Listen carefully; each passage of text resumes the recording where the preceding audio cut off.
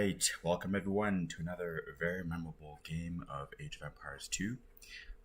So I thought I'd do a kind of a special stream here, just in homage to the Golden Bough Cup that just wrapped up yesterday. So I really enjoyed being in that tournament, and so I thought I'd just do a bit of a highlight reel of my team's performance in that tournament. So this was the Golden Bough Cup hosted by the Hermetica community channel. And these games were originally streamed live by Hypnos on Tom Snuffles. I think I put the links in the description. All right, so my team was Team Peripatetikos. We were in the white division, and yeah, we just had some really great games here, and so I just thought I'd show the most interesting ones. So this game here is actually the second game of the semifinals, which happened about a week ago. So I'll try not to give away what happened exactly, but just to say that prior to this game, there had been another game on sudden death, which my team had lost. This was a best out of 3 series here. And so this game here that we're looking at right now, this is the second game of that best out of 3. I'm gonna go, sorry, I actually forgot to switch over. All right, here it is. So this is it. So this is a game that was played on the Canberra Golden Bough Cup map. This is being played on Regicide, which is pretty unusual for the Age of Empires 2 gaming. Most of the ranked games and tournaments are not played on Regicide. Regicide maps are where you actually start off with a king, and so that's what you see here, these little kings running around. All right, I'm just going to adjust the sound here quickly. For some reason it is a bit too quiet. All right, hopefully that's a little bit better now. All right, so this was game 2 of the semifinals. We had actually, it was a tournament of double elimination. We had actually lost our first series. We went into the lower bracket. We won our next series through an admin win, and then we made it to the semifinals. All right, so we have Team East here. This is Team Peripatetikos. We've got Accurate Grind here playing as the Britons. That's Nibelius here. That's myself playing as Berbers. And then we have Bartalas playing as the Spanish. And then Team West, we have Team Empyrean, and they were, we've got here Vietnamese as Orange, playing on one of the flanks. We've got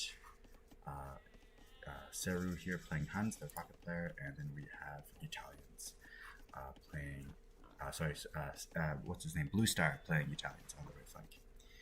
And with apologies, I'm just going to pause it quickly and just double check one point here. One moment here. I think we might have a small sound issue.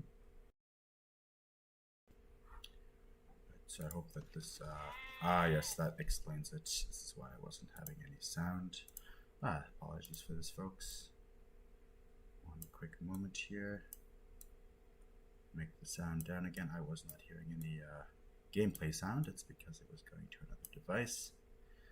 Sorry about this, folks, but we will now continue. All right, there we are. All right, so I'm just going to speed it up here a little bit. Not too much happens here, just in the early phase. So this map is a bit interesting. You do have a little bit of a piece of fish here in the middle with 30,000 food. This is a lot. You don't usually have that much fish in one batch. And then on the sides here, the map kind of reminds me a little bit of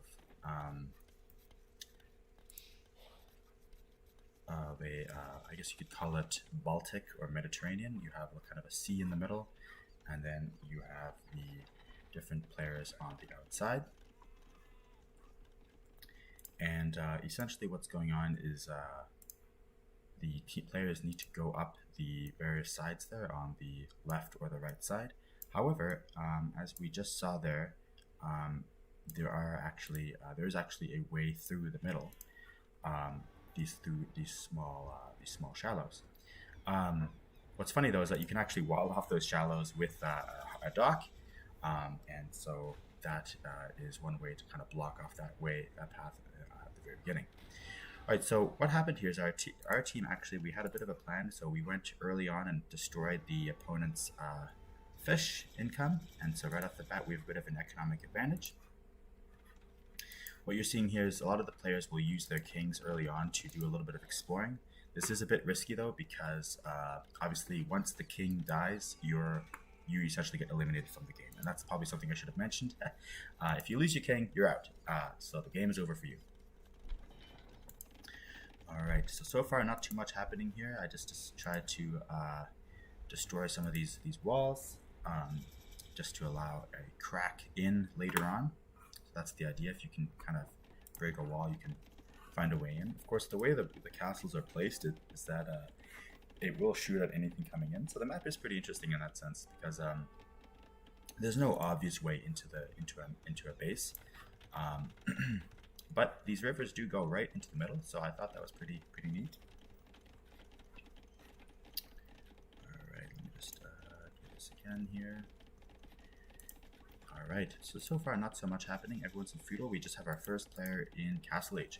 So Team East definitely, we were definitely ahead in the score here, and I think our team kind of excelled at kind of macro games, playing bigger economic games,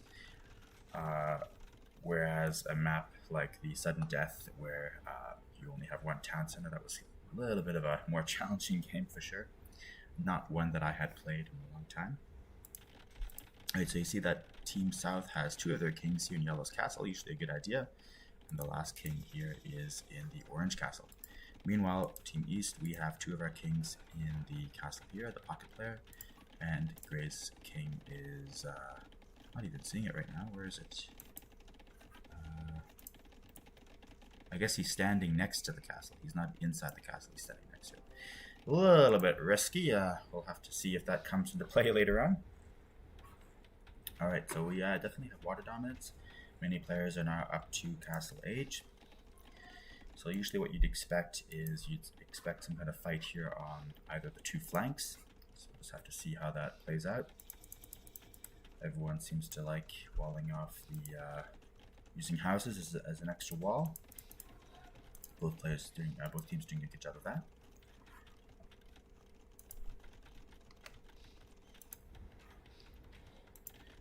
Alright, so we see the first conks coming out here for Team East. So Portales, the strongest player on our side. On the other end here, I'm not seeing, don't see any production yet from Accurate Grind, but I'm sure that will come. So Team East does have a little bit of an economic advantage right now. Alright, so here's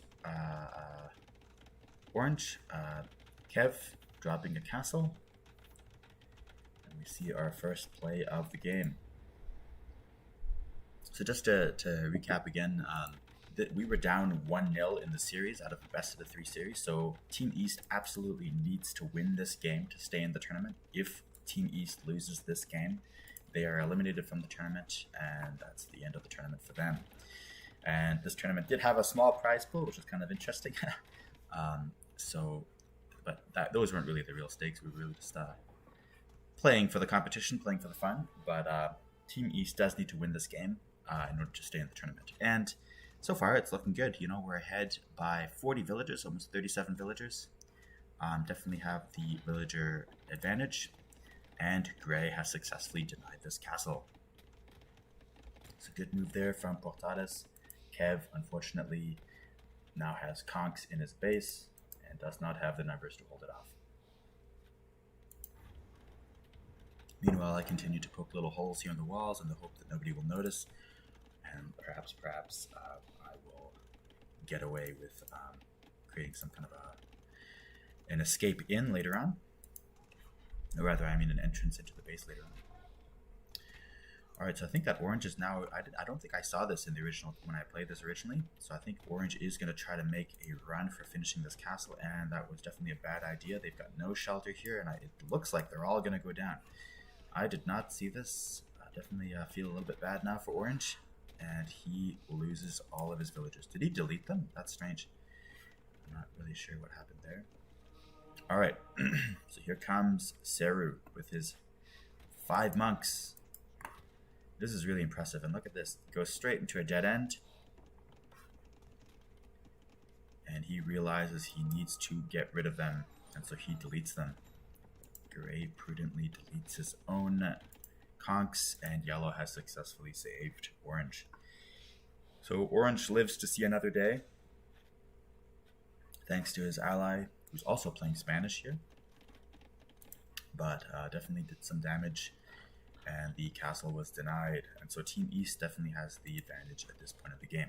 However, here we see red beginning to make a play. Italian Trebs about to hit this Britain castle. Alright, I'll be right back. Just want to make sure the sound is alright. One sec.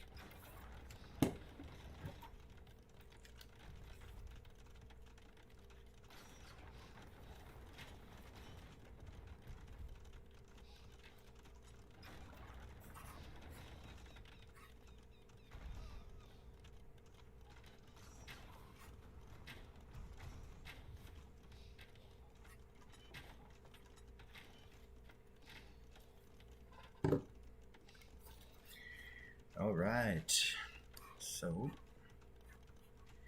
we see blue needs to evacuate a number of villages, so decent amount of economic damage happening already. I do wonder why he had so many villas here at the front line. I guess it would have been better to have had them up here somewhere, so not to put them at risk. Meanwhile, Teal, that's me up here, doing a heavy economy boom, building my 4th TC. No real army to speak of so far. I think I've got 2 knights on the way, but that's about it. Which are not a good unit against Genoese crossbows, so we'll have to see how that turns out. Blue repairing his main castle here quite desperately.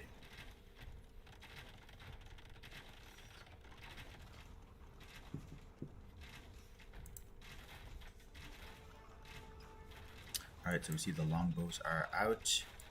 Unfortunately, though, they do go down. I'm not sure why they were in range, but I guess he backs them up now. So that is good. Meanwhile, Gray preparing for some kind of a push here. Orange recovering slowly.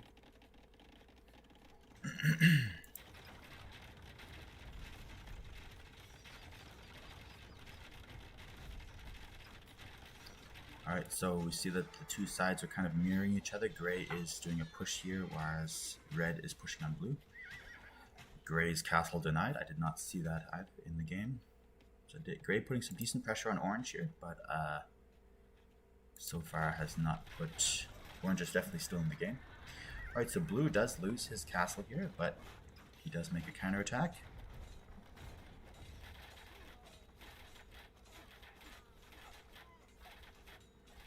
And we force red to retreat. Yeah, red did kind of prematurely retreat potentially, but I guess it makes sense to me. I mean, he saw the 2 colors there, so it was 2 versus 1. So he prudently backed up. Unfortunately, he is going to lose his trips though now.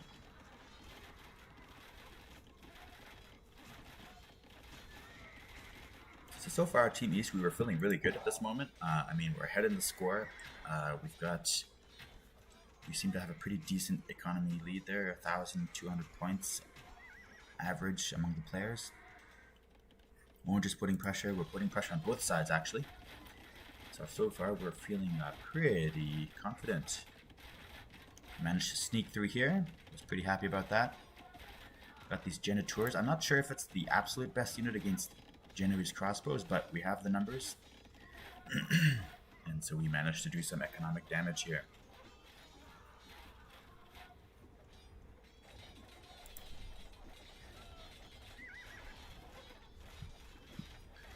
Yeah, so far feeling pretty good here. I see that Gray never did cancel this castle. That's a bit interesting because he plans to he plans to get it up there at the critical moment, and I guess that moment is right now.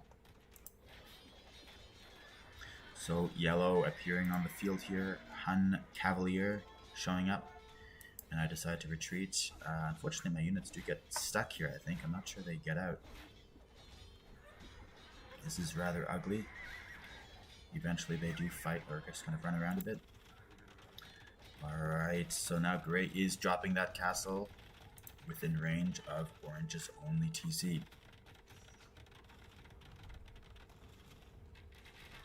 So Orange is definitely in a tricky spot. But what's this? We see a group of Tarkans, 29 Tarkans coming up here. What are they? They're not elites yet. We'll have to see if they upgrade to elites en route. And yellow now going on the offense against blue. Blue needing to retreat. I do come in with these camels though. I hope that plays a factor.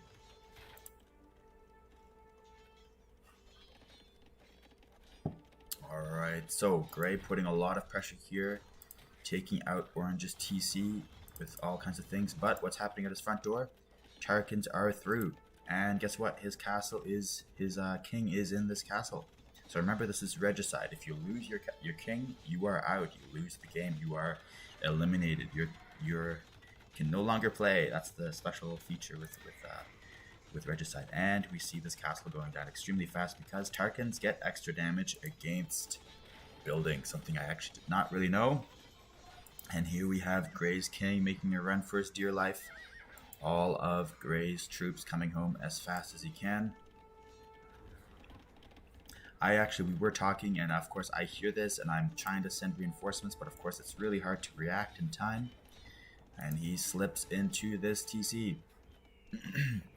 I gotta be honest, there was just so much chaos here. It was hard to know what exactly was happening, and so I eventually clued in here, but it was really tough. And there goes Gray's king.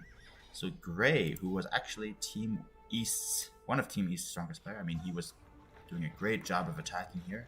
Almost had Orange destroyed, is however sniped, is out. So the game is now a 2 versus 3.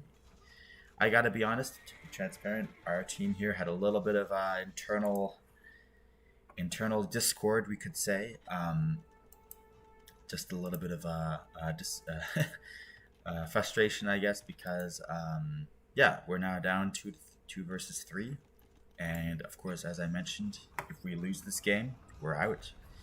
We are out of the tournament. And so our chances in this tournament really are hanging by a thread now. You know, this is it's really down to these two fronts here, and that's it. If we get eliminated, if we lose anyone else, we're definitely out.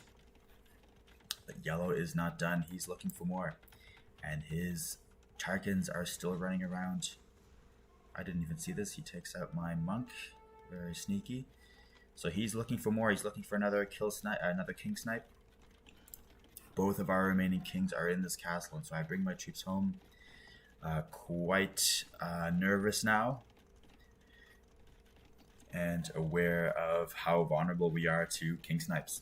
We're still ahead in the score. We still have the stronger economy somehow, but we'll just have to see how this goes. So somebody let in the Tarkans, and so the Tarkans get into my base. I gotta be honest, this was just one of those moments. It's like, how? Please tell me how. But we're not done. Even more Tarkans are coming. So I do have camels, so they are good anti-cavalry unit. One of my camels decides to take on the whole Tarkan army by himself and lets in the other Tarkans. And so here we are.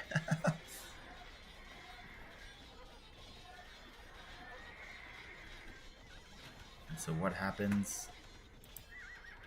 Our kings pop out. Here they are. And we still have Tarkans running around. And I guess they must have clicked on it. Do they get a hidden?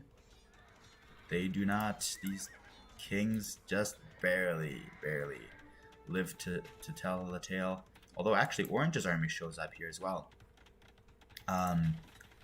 So both our kings are sitting around here, and we're on our voice chat. We're just desperately talking to each other like, put your king in the castle, save yourself, you know.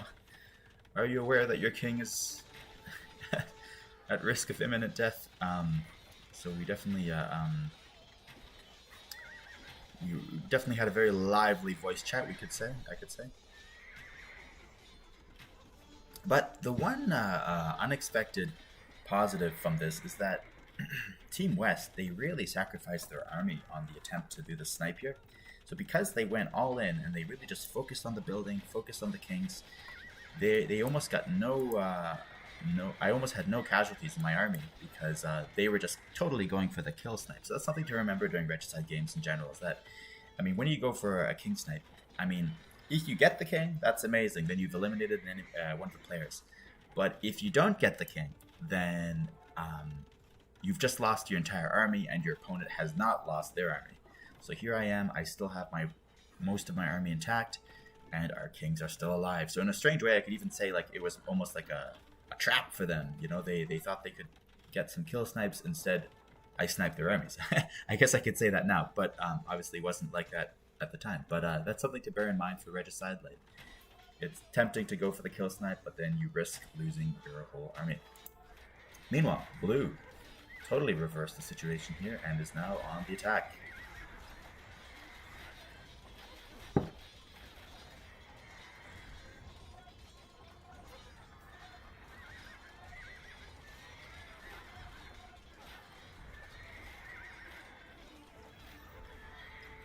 Alright, so we're doing some damage here. A little bit too bad there that his halberds didn't come into effect until a bit late there. Alright, so yellow coming back to try it again and trying once more to go for a kill snipe, but only has a small number of targets, and so it's not clear that he'll do it. Somehow he got in again. I'm not sure how he got in. This made me so nervous. I was just constantly looking at my oh, look at that! I dropped a gate.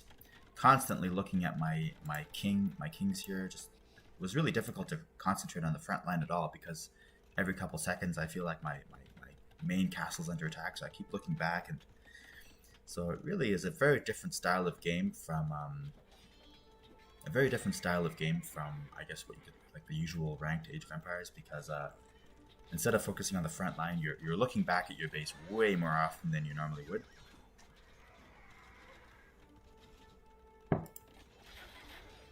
So blue dropping a castle, and somehow these chips got through here, but he is doing fine. So at this time, we were aware that we were ahead in the score. We can see this. We can see their scores are low. We can see that we're ahead. We see that we're both maxed out, more or less.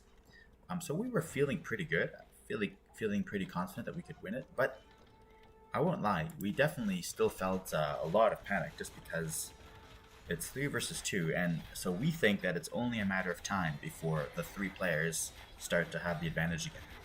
So we knew that we had to make use of this window of opportunity and hit the enemy now while we're still strong, before they have a chance to recover.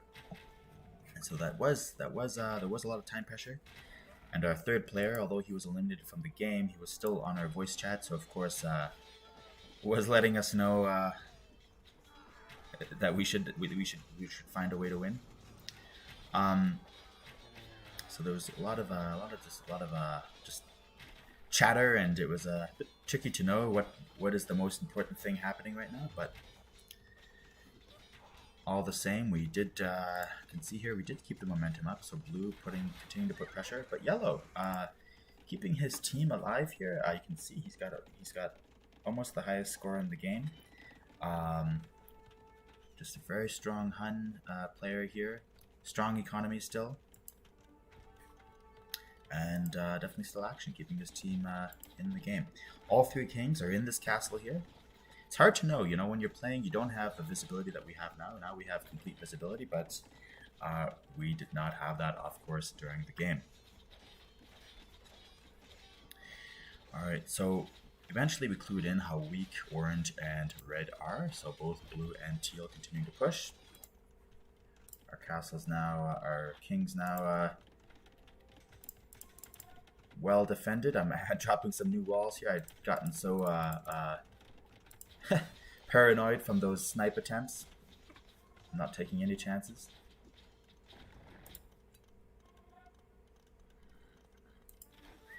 Alright, so we see yellow is flagging here. I did not see this. Okay, so he's telling his ally where to where to attack, and here come red cannon galleons. Very interesting.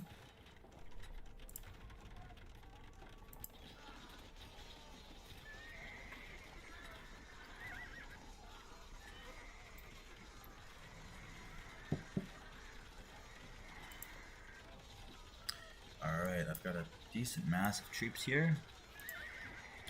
I believe I even have some Camelot archers. I kind of forgot that I had them. Not elites though. Mostly I just have these Genitours. I consider them a good unit just because they're mobile, they're fast.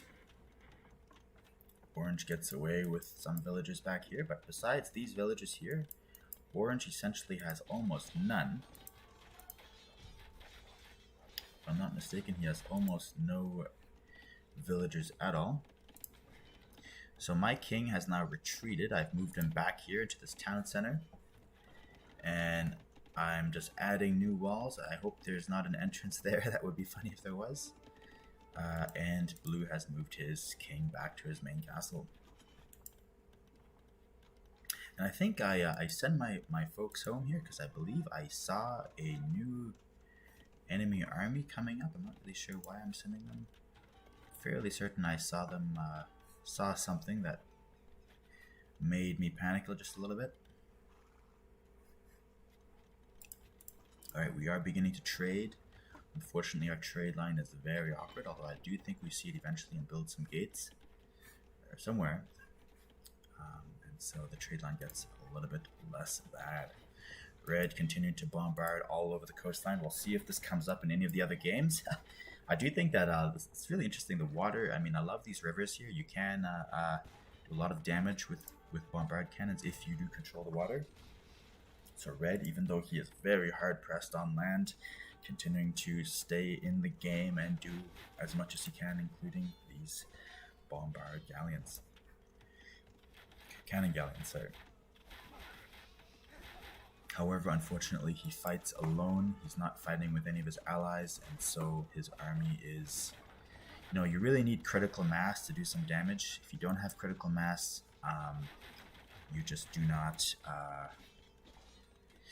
It's all about having critical mass. An army that's almost as big as another army will have very bad casualties if you are outnumbered, especially when there are archers, range units involved. And so blue continuing to push against red and bumping into yellow's base, and I am doing the same on the other side. It was pretty frustrating though. I mean, our resources were pretty uneven here. I think if we look, oh look, I have a lot of gold now. Definitely there were moments where didn't have this resource or didn't have that other resource. Desperately mining some gold here. Enemy units mining right next to each other. Alright, so I'm dropping a new set of walls to keep my king safe. I am very aware that there could be more snipe attempts. I am, as I mentioned, pretty paranoid about it. Got some relics, that's good.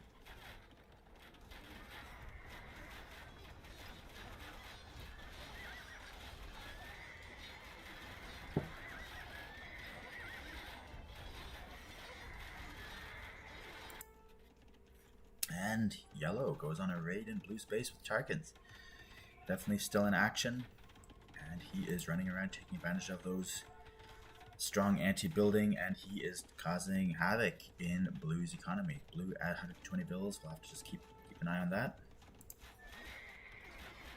I don't think he sees it right away, so however he does continue to press the advantage here. In red, who does not have a town center, I don't believe. I think that's something that Tom Snuffles noticed during the live stream. Still, orange is not giving up, and he is now taking out my villas. And so even though we can see now that orange really didn't have much else, I mean, you can't really know that during the game, and so I just, every time something like that happens, it really does throw you into a bit of a panic. Alright, so this was scary. When I saw these Tarkins here, I knew I needed to drop some buildings, and so right now, the path is open to my king. Both kings. In theory, you know, could he have sniped the kings now? I don't know. He's got 7 of these. He can run in try to take down this town center. So this is definitely very delicate. The hopes of Team East are living on a bit of a knife's edge right now. Meanwhile, Yellow continues to do all kinds of damage to Blue's economy. His vill count has gone down by 30 villas almost. That is a huge amount of villas lost. And my vill count going down as well. So these yellow targets causing havoc here. So it was really tricky between keeping an eye on your kings, and trying to make an advance at the front line and trying to get new resources and fight down raids and build the right unit. It's a lot of stuff to think about. It's easy to miss one of these. If one of these puzzle pieces is not, if you forget one of them, then the whole sandcastle can fall down. So I think I do send my one of my forces up back home. I've got way too many units here. I should really be sending some of these units back home. I think I'd do it eventually. Okay, so those targets did not see that opportunity. I am trying to reboot my economy though. My vill count is way down. So is Blue. I think we were communicating. You know, we both noticed it. So I really applaud how we were keeping an eye on these things and having to keep our economies at full max. A lot of players will, once they lose part of their economy or they lose a couple of town centers, many players just forget to rebuild their economies. That's the short version of it. Like, they'll lose some of their town centers and they'll just forget to rebuild them. They'll lose half of their villagers and they just forget to rebuild them. It's really, I think it's a really good mark of, it's really important to just remember to rebuild your economy and to know how to do it. And so that's what we try to do. Both of us are rebuilding our economies. And Orange's as well. He is now building his town center. But unfortunately, it is discovered almost immediately. Meanwhile, Yellow has got a small army here in my base, and I see it just in time and wall off desperately, panically. Meanwhile, my range units are running home. So again, this is just one of those cases where I'm trying to make a punch at the front line, but at the same time, suddenly there's an attempt on the king. So it really makes Regicide. It's a really I have a new appreciation for it. It really does make for some intense games. So many things to think about. A lot of drama between the different front lines. All right. So unfortunately, unfortunately, Orange's reboom attempt has essentially failed. He's got one last villager hiding down here somewhere. Red's vill count 39, very low. Yellow trying his best to snipe here. He does see this weakness and he's trying to take out this lumber camp. I do see it though.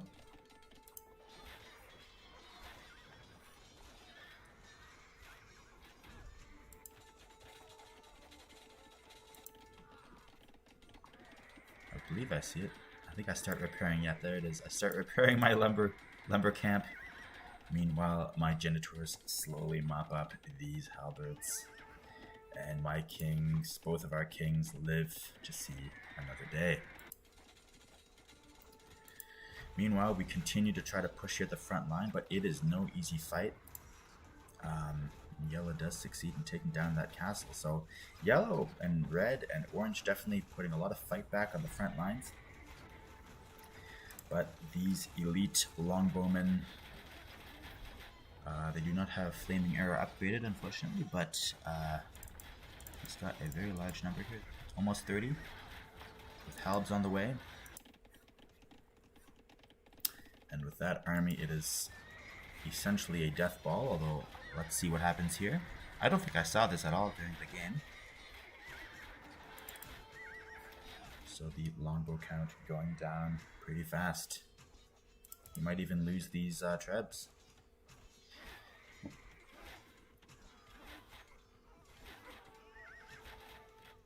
Oh no, he keeps them alive, burning as they are.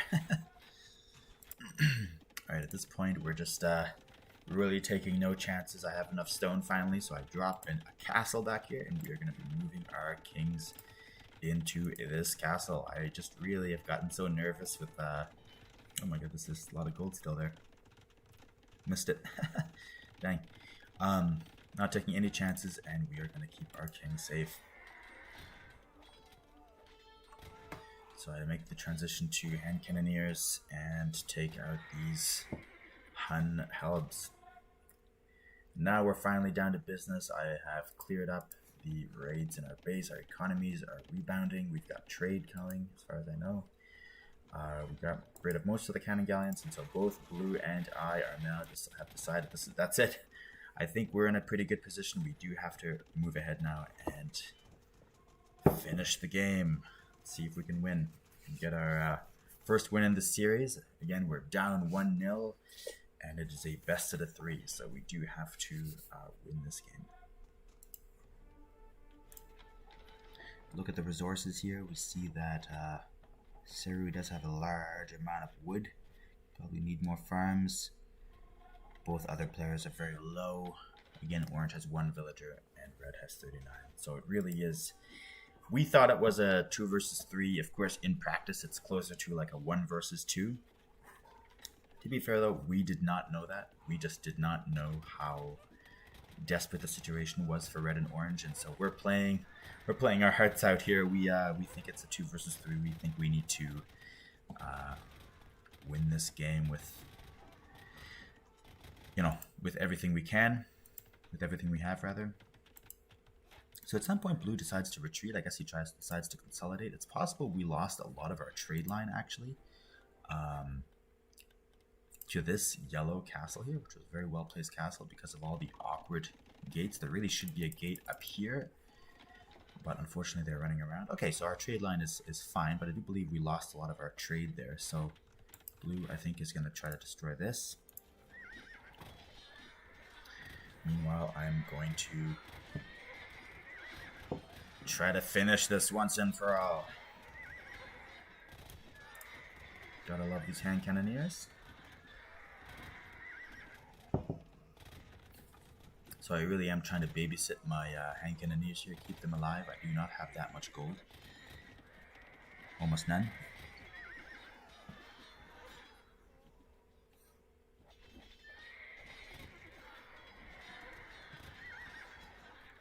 Looks like red and yellow are both concentrating on this front line here. Blue is relatively absent right now.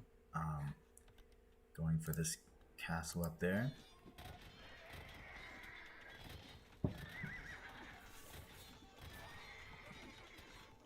Alright, and just yellow's king is here, and we have orange's king.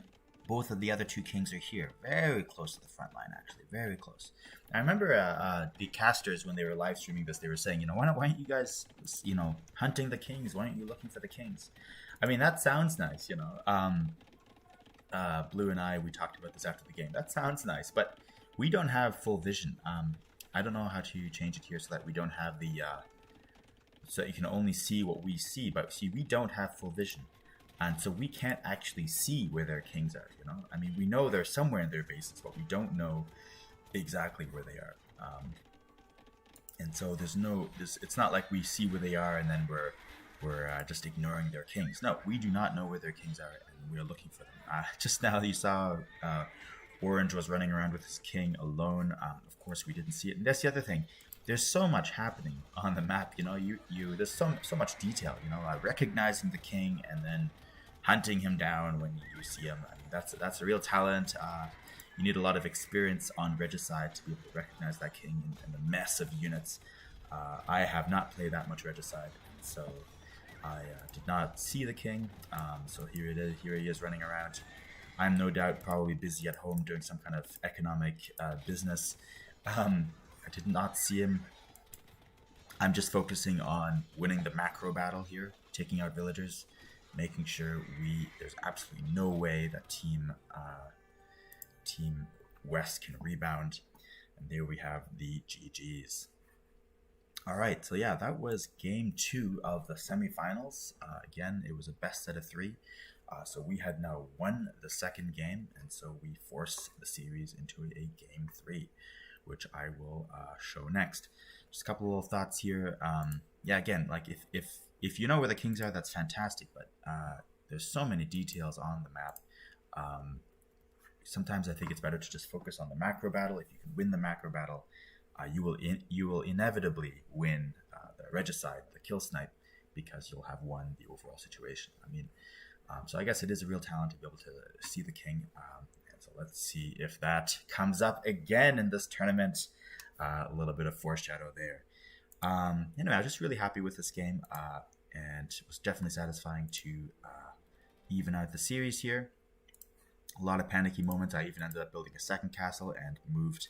Now we have the villagers have hacked their way through here, so actually there was now a new way through, but build a second castle, put the kings in there. So just absolutely paranoid and trying our best to keep our kings safe. Red doing a good job with those cannon galleons, really doing all kinds of damage to our economies, but we managed to just rebuild our economies, build new town centers here in the forest that are out of range from the water, and this is how we managed to keep our economy at full bloom. And yeah, big hats off to Yellow for such an amazing snipe here early in the game, and for just playing so solidly. You really see Siru, I believe, this player was just absolutely solid and really fought hard to keep his team in the game. And of course, hats off to Red and Orange as well for just not giving up and continuing to play. All right, so let's just quickly look at the stats. Whoopsies.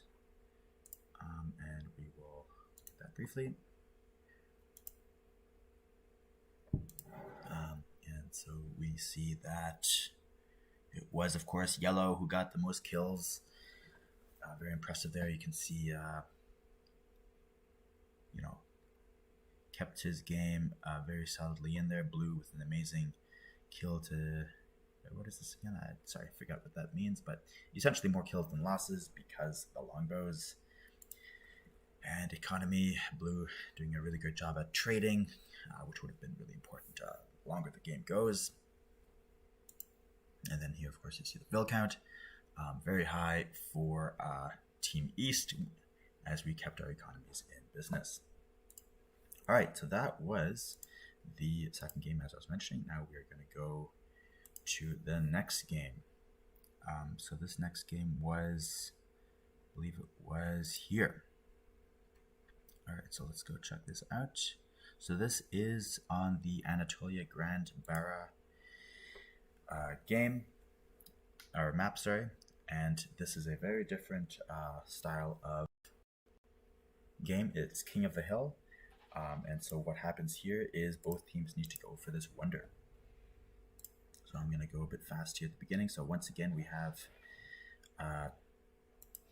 Team Peripatetikos, and we are again against Team Empyrean. So this is the final game of the semifinals that we played in the white division of the Golden Bough Cup, which is hosted by the Hermetica community.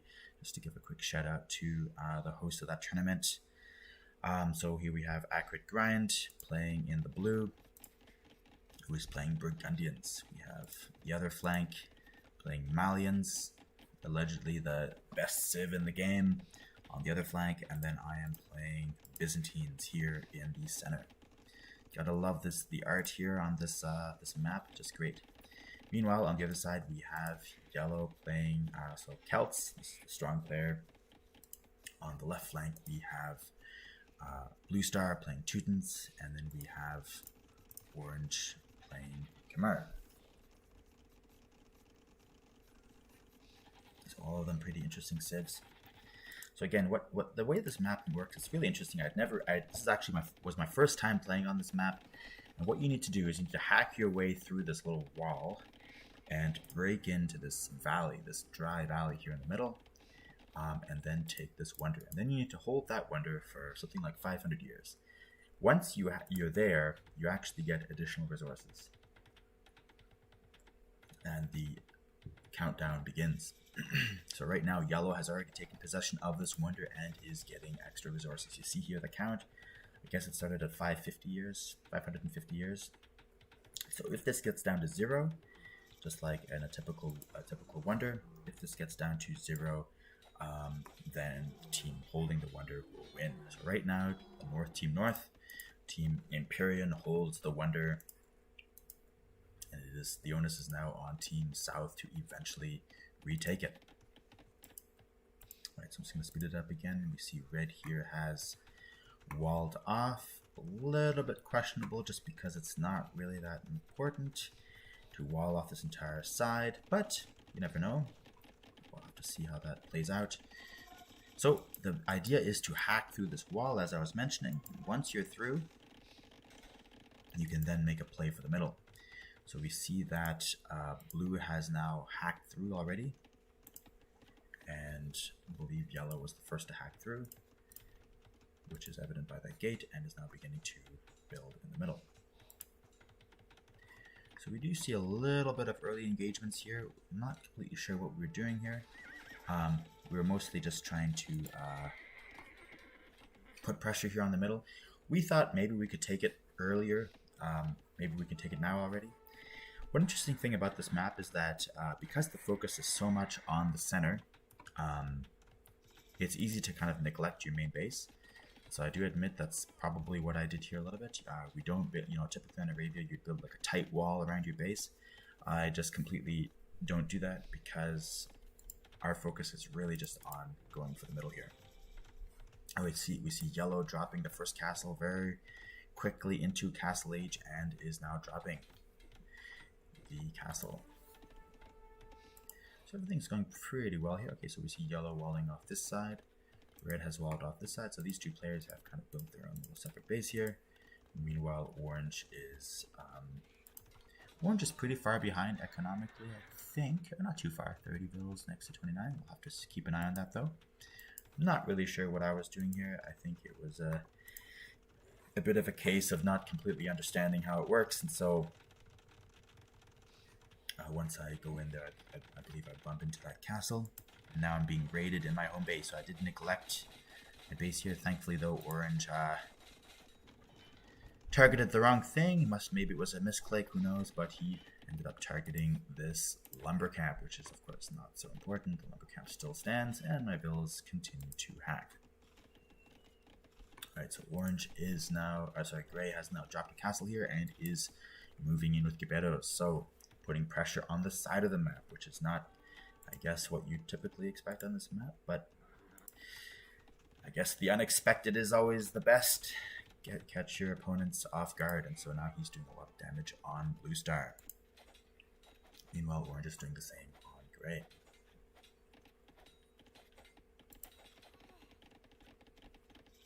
So this is a bit interesting. Orange pulls back his cavalry and more or less forgets about them. They just kind of sit back here. I don't really do too much for the time being. Oh, I'm hearing some kind of fighting. A little bit of pressure there from yellow, but not too much. And Burgundian Cavalier coming in. So these are Castle Age Cavalier, and I guess blue has decided he's going to try to retake the Wonder here. Just to remind again that whoever holds the Wonder is not only wins after the countdown goes to 0, but also is getting extra resources. So this whole time, Team North is getting extra resources from holding the Wonder, which makes it that much more difficult for the other team to take the Wonder, which is an interesting feature about the map. Alright, so here I decide to join my ally with my little ragtag force of spears. I won't lie, it is not the nicest army to be sending in, but what the heck, we are trying to do what we can.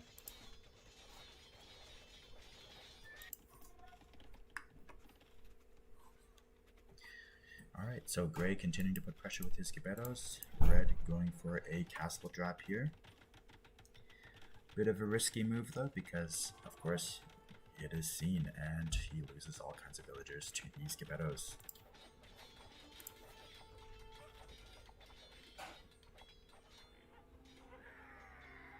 So you see here Team South temporarily takes the Wonder here, and so the countdown does not go back to 550 but actually continues from where it was. It is now at 350, so whoever holds it until it gets to 0 wins. And now it is once again in the possession of Team North. So going back and forth there a little bit. Between gray and red, I definitely say that gray has the upper hand. Red did manage to get that castle up, so that's good, but much of his base is still exposed.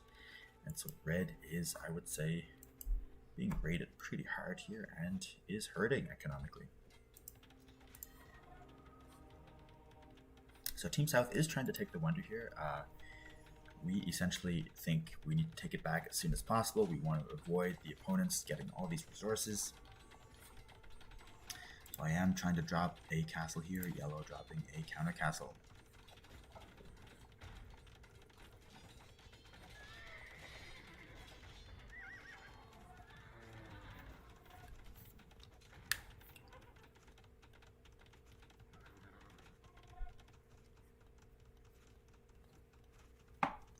Alright, so the castle does go up, and we are feeling pretty confident at this point and thinking, alright, maybe we can just keep pushing here. And so we decide we're going to try to deny this castle here. We are ahead of the score, and so once again we think, alright, well, let's just take it from here. Fortunately, yellow doing a really great house drop there around there, protecting his villas. And these, unfortunately, these Gebettos, he must have not been looking because he targets the castle, he does not target the villagers. And so this castle does go up, and we essentially need to pull back. We realize there's no chance, and we get the heck out of there. And so Team North, even though they're behind in the score, have retaken the Wonder. They have more castles here than Team South. I believe there's even a third castle coming down here by Kev. And so Team South, even though we are ahead in the score, we are ahead in the economy. We've got more TCs, we've got more villagers, about 40 more villagers. We have the economic advantage. We do not hold the center. We have been pushed back from the center. One little toehold here is still there, but besides that, we are not... we're not getting those extra resources, and if it continues how it is now, if Team North continues to hold that Wonder, they will win.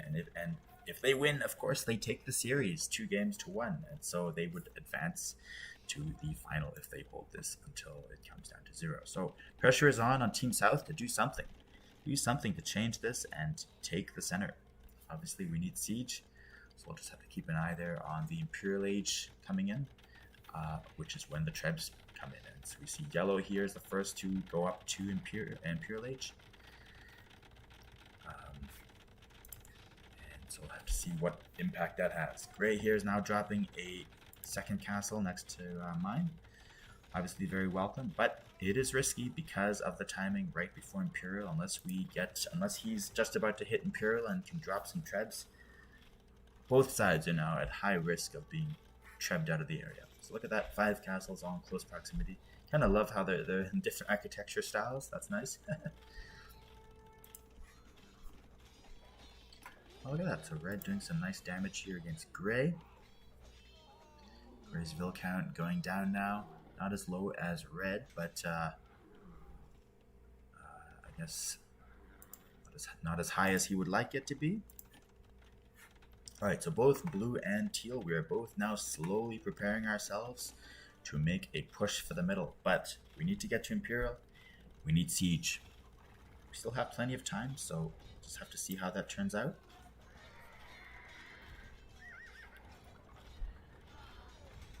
Orange getting some nice damage in here against gray. And so gray actually got hit really hard from 2 sides.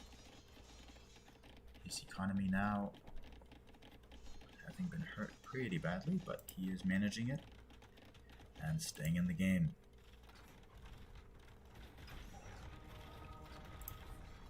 So we decide for some reason we try to save our castles here, but it is too little too late. And so we prudently decide to get out of there. They've got the counter, they've got Celtic Helbs, we've got Khmer Ballista Elephants coming in.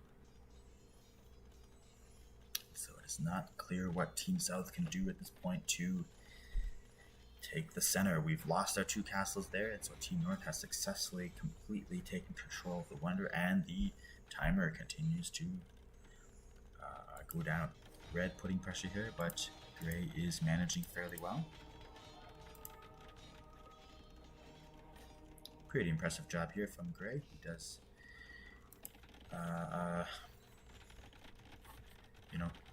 resolve that threat. Alright, so Seru getting stronger, and they are creating more and more forces here to hold the center. 200 years out from winning. But teal and blue once again doing all kinds of economic booming. This is pretty ugly. Definitely need some new lumber camps here to make this a bit more efficient.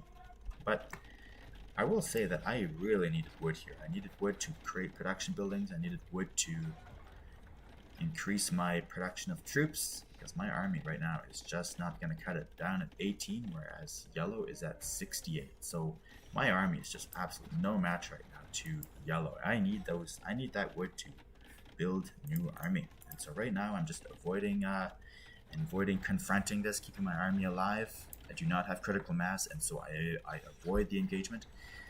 But this is really awkward because I lose my castle, and so I need that castle. I need castles to build siege to be able to take the center. So without the castle, I'm going to have to find some kind of alternative siege unit. Both blue and teal, we're both trying to build up our force to take the center. We see the timer coming down. This timer, it seems slow, but you'd be surprised at how fast that happens in game. One moment you're at 300, the next it's 150. Seems to go down really fast in game. All right, so Orange's cavalry that were sitting back here come in and start to raid gray from the back. And so we are just trying to build up our force as quickly as possible. So I do build some siege workshops here eventually. Not sure where they go down. Somewhere, but I guess my plan now is to build bombard cannons, and that's blue's plan as well. I will say that this was really awkward though, because our armies were separated. Mine is over here, and blue's is over there, and yellow and orange are smack in the middle. So even though I think overall we outnumber Team North, we have a larger army than Team North, the fact that our armies are separated ensures that Team North can beat us one-on-one. So even though they're outnumbered overall, they outnumber us if they fight us individually. And so this is an age-old tactic employed by Napoleon, actually. Even though he was often outnumbered, he would fight battles where he had superior numbers because he made sure his opponents were separated in different pieces and not united at the critical battlefields. And so we see a similar concept here. That's actually my fault completely. I'm not sure why I'm hiding back here. I just want to avoid the engagement as I'm trying to get critical mass, but I really should have rallied maybe here to be a little bit closer to blue so that I could come down from this way. Instead, I decided to kind of march straight across, and in the process, we'll see what happens there. So not too much happening here. Gray is recovering economically. Red doing all right, but neither gray nor red have such large economies. In fact, all of Team North has relatively small economies. Alright, so we're almost down to 100 years left. So if Team North holds this for another 100 years, they win. They win the game. We've got here some Celtic heavy scorpions together with Khmer ballista elephants. Bit of a death ball here. Not as big of a death ball as it should be, perhaps, but still pretty scary. I'm, of course, gloriously moving slowly with all these siege units mixed in the group.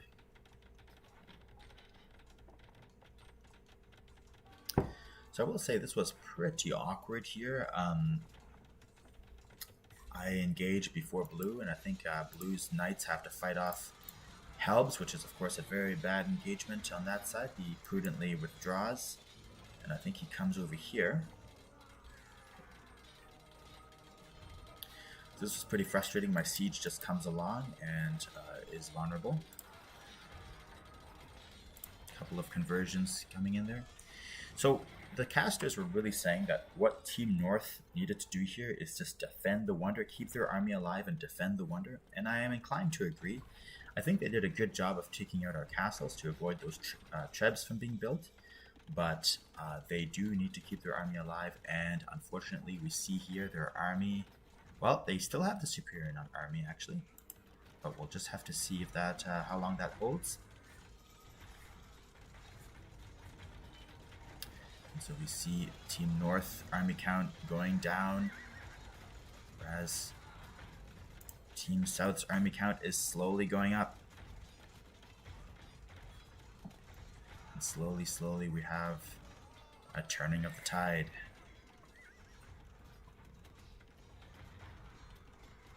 So I believe this is it. Finally we have a surround. These ballista elephants have done all kinds of damage, but finally they are being surrounded, and we see it here. The moment has come. Team South's army has gotten larger than Team North, and this death ball faces death itself. Sorry for my poetic license there. Alright, so Team North's army, they went down to kind of preempt siege from being built. It died, and now the wonder still has an army here, but it has been massively reduced. And under 100 years, we have 80 years left. Team South, teal and blue, we are now absolutely desperate to retake the wonder, and we go in with everything we have.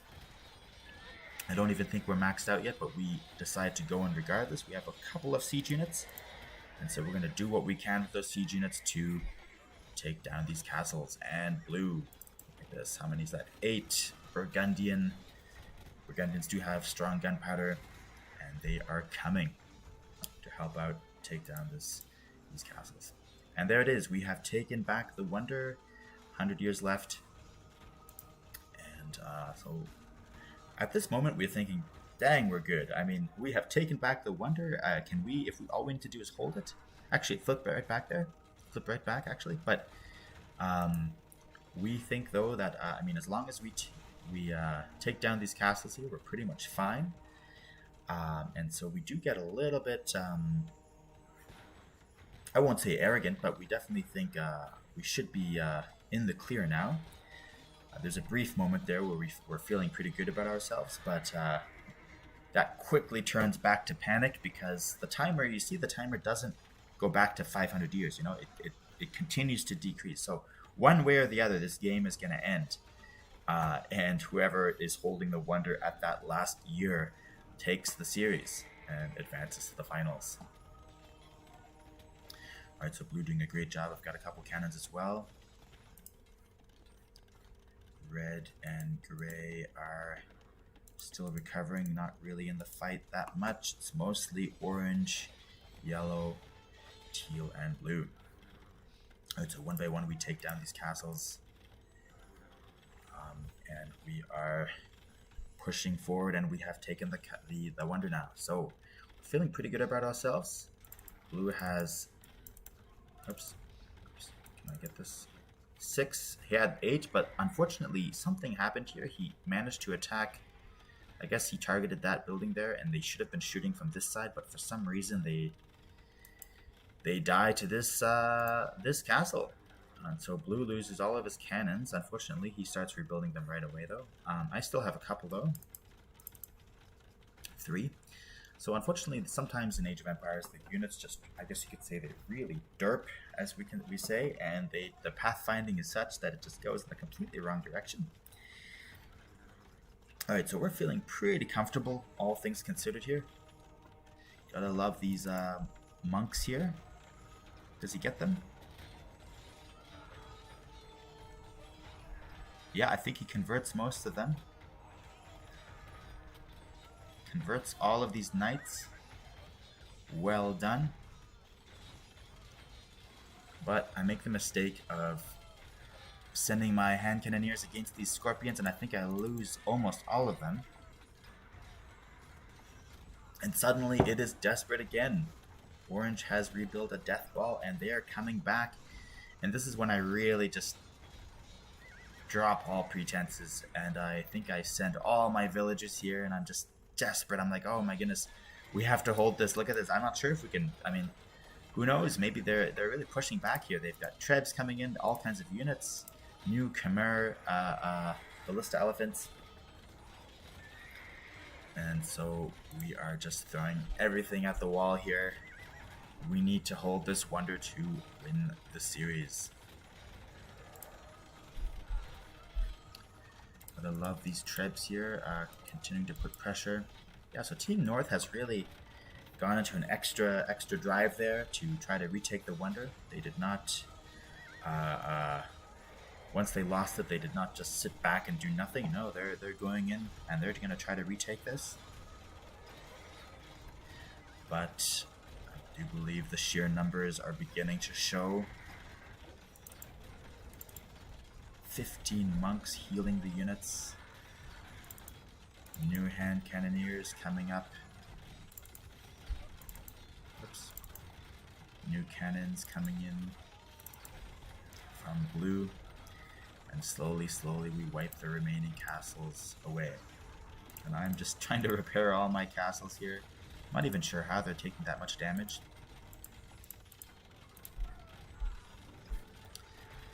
And we are holding the wonder. 29 years left.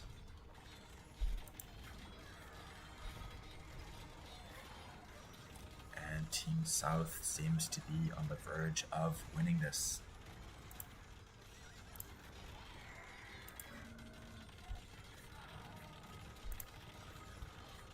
Kind of impressive to see all three castles are heavily damaged. I'm not really sure how that's possible. I'm not really seeing the trebs that are causing the damage. I guess it's these ones.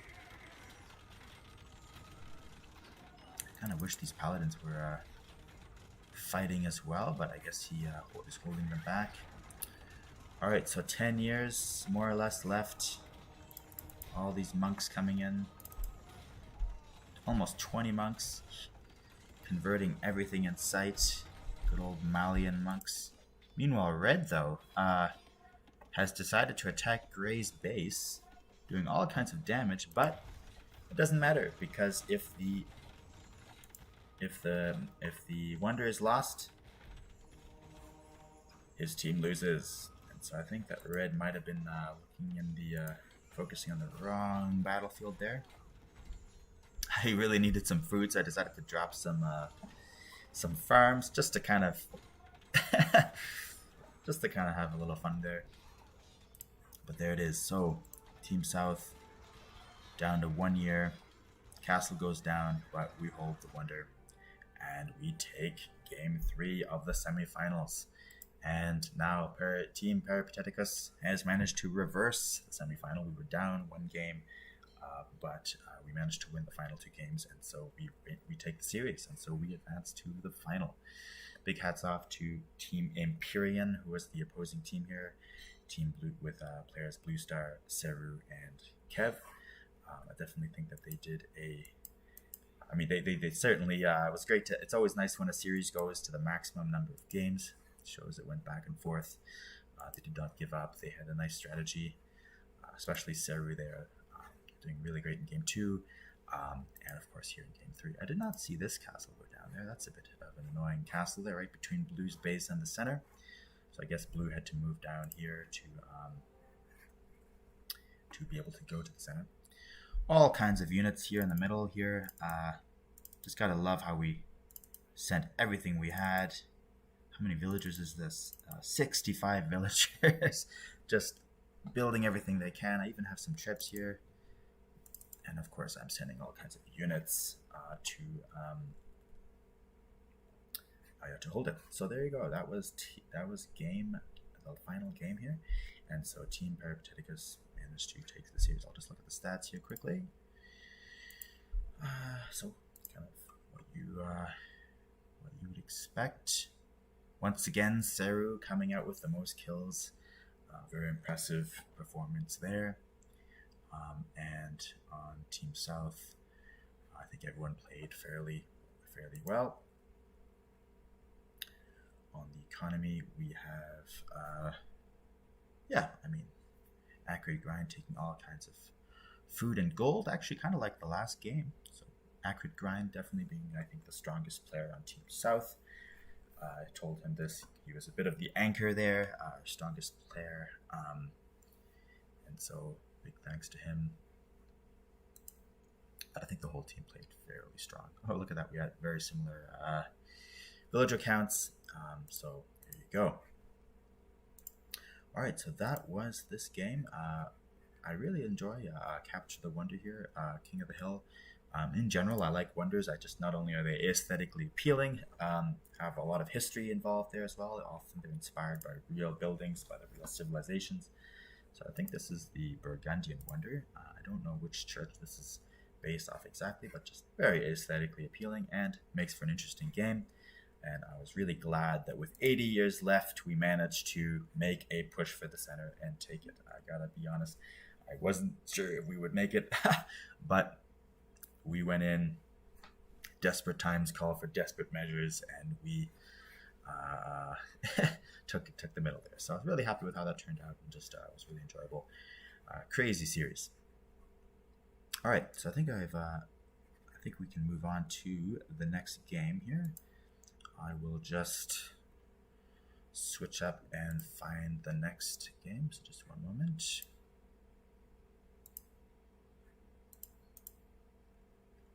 All right, so this next game will be from the finals.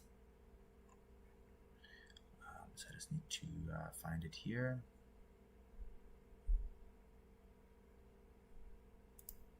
All right, I believe this is it. One moment.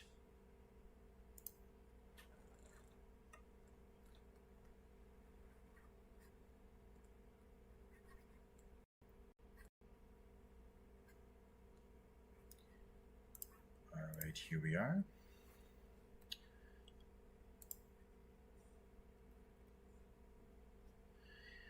All right, so this is the final game I wanted to show here from kind of the highlight reel of Team Peripatetikos' tournament in the Golden Bough Cup, which, as I've mentioned, was hosted by the Hermetica community, and just finished not long ago.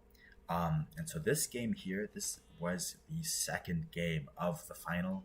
It was a best out of 5 series. So like in the semifinals, Team Peripatetikos, we lost the first game, which was on the sudden death game style. Not my favorite style of game, I'll be honest.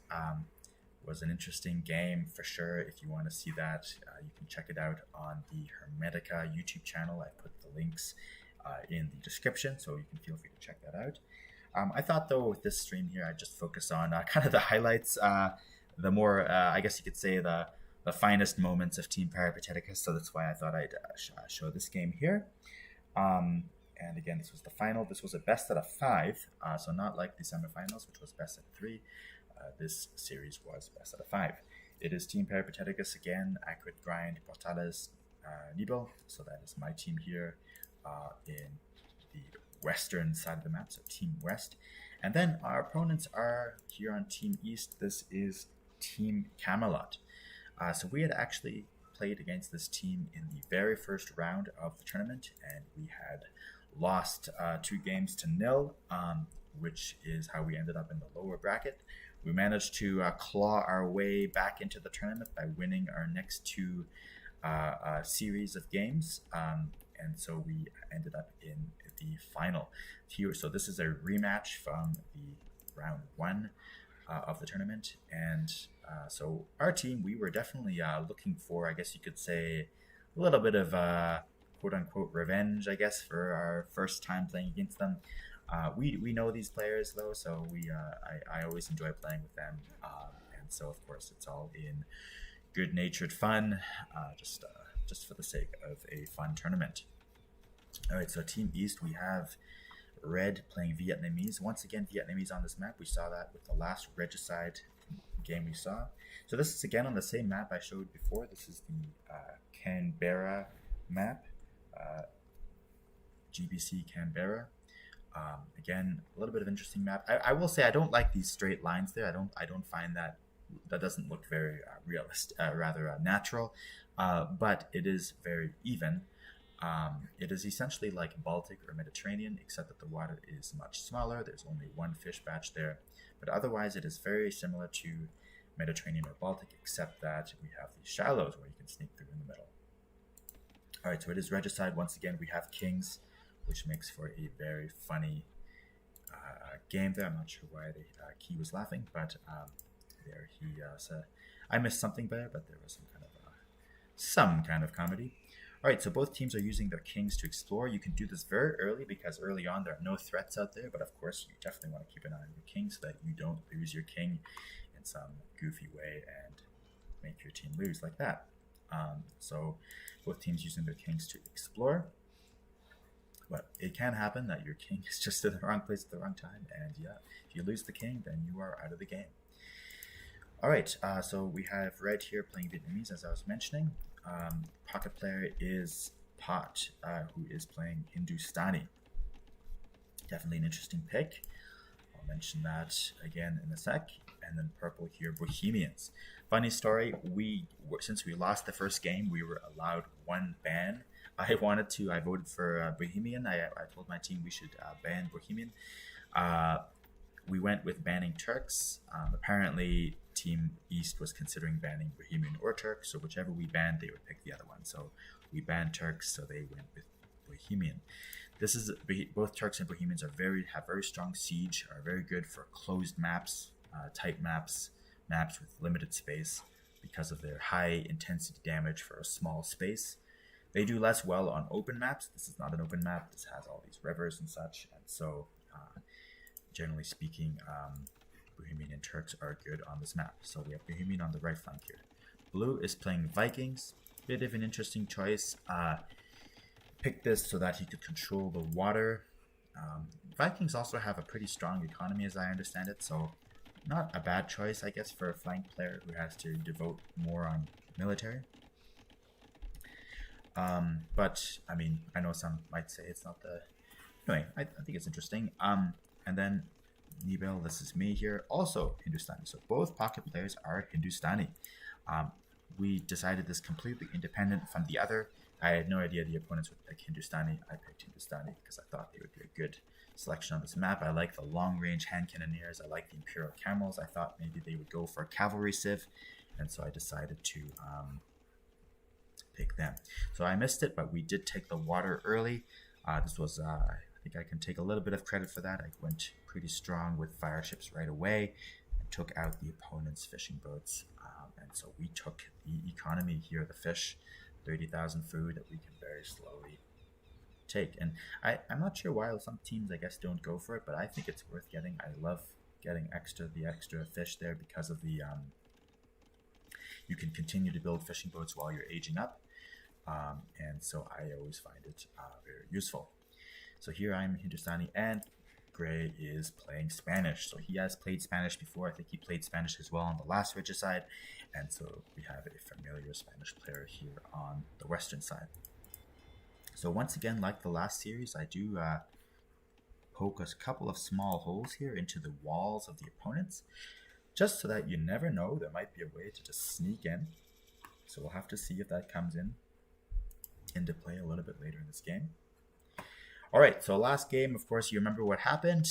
One of our players, very frustratingly for him, lost his king through a snipe, and so this time we have placed all of our kings up here in the pocket player's castle. All right, so I'm just going to speed it up a little bit here. So both teams doing fairly standard. Team West is ahead in the score. We have a stronger economy. We have slightly more villagers, 20 more villagers, 15 more villagers. And Bohemian doing what Bohemian does, is building Hussite wagons, the feared Hussite wagons. Blue tried to preempt this and is building onagers. We had discussed it before the game, and we thought, okay, the best counter to Bohemians, if he's playing Vikings, is to get onagers. So he does go for the onagers, which is a very smart move. I decide here, as I was mentioning, to poke little holes, hoping that they would not repair them. So far, no one has. I guess they don't really care that much about it because they have their castles, but I thought it was a kind of a sneaky thing to do, hence I'm doing it. And so we see here the first engagements of the game. Everybody else is kind of just doing the standard things. I believe we'll see some conks coming out here fairly soon. Team West continues to be ahead economically a little bit. I do a fast castle here. I dropped the blacksmith and market. Fast castle for me anyway. And so I hope to take advantage of the Hindustani cheap villagers. They have cheap villagers, and so to just do a big economic boom there, and be able to help out my team by being the strong, kind of economically strong pocket player later on. Oh dang! I think he got a they pretty even exchange there. Alright, so here we see purple beginning to get ready for this siege encounter. Blue does smash through here. I think this might have been a little bit of a, I'm not sure, a little bit of a mistake, because I guess putting pressure, it's always good to do, I guess, but you have to make sure you don't pull the dragon's tail. I mean, I guess I can say this with hindsight. Anyway, Blue putting on some good pressure here with Siege, and he is going to try to out-siege or preempt the siege of the Bohemians, and so it's a pretty good plan. Oh, loses that onager, but he's going to go in here and try to snipe these onagers.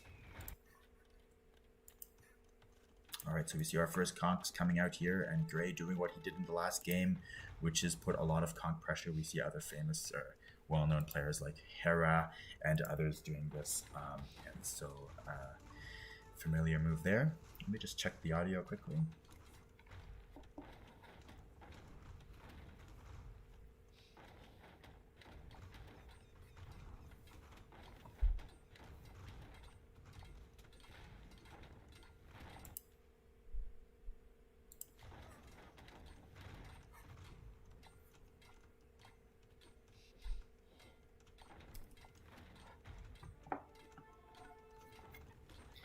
Alright, so purple has emerged from his base and is now, the dragon has proverbially left his den and is fighting back against blue. Gray, though, is getting ready to do some kind of pressure here against red, the Vietnamese. It is a bit of a tough matchup here. Vietnamese, who are anti-archer, could do some damage against the conks, but we'll have to keep an eye on that. Team West has cleared the center area, and so these shallows are now open. And again, these holes in the walls continue to exist. Purple continue to put pressure here and is now dropping a castle. And is putting pressure on blue. And so we begin, Team West, we are internally discussing, and we are beginning to be a little bit worried. We see that the early rush from blue did not quite work as we had hoped. And purple is putting more and more pressure on blue. Blue did try to repair that there, but unfortunately did not work out. I continue to do kind of the economy boom here, dropping new town centers, and I'm now finally building some production. I'm also double walling, of course, the experience of the first game here, or that I showed today, where you had those king snipes. From that game, we have, so to speak, learned our lesson. We are doubling up our walls, not taking chances, making sure our kings are protected so that we're not at risk of a king snipe. So I'm definitely keeping an eye on that as the pocket player, who is, so to speak, the guardian, the steward of our kings. So I have to keep them safe. Red here building some Vietnamese battle elephants along with the Rattan archers. So we'll have to see how that comes along. Decently upgraded already. Alright, so although Team West is ahead in the score, we've got a little 20 more villagers. We are behind in the military count. Score is pretty even though, to be honest. But Team East is putting pressure here and it's moving into blue space. And so I have to say, this is really tough here. We've got a Viking playing against Bohemian on a closed map. Pretty good hit there, by the way.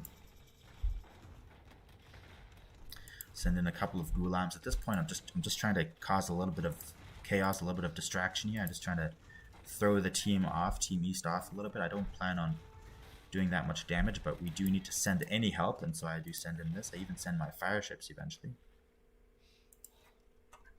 Pretty even on the other front. Red has moved his forces out. Gray has done a great job of triple walling this here. This entrance is also blocked by this dock. It's an interesting thing that you can do on this map. You can build your dock on the shallows. And so Gray is walled off fairly well. Only palisades here, but this line is well defended. This is where red will come in.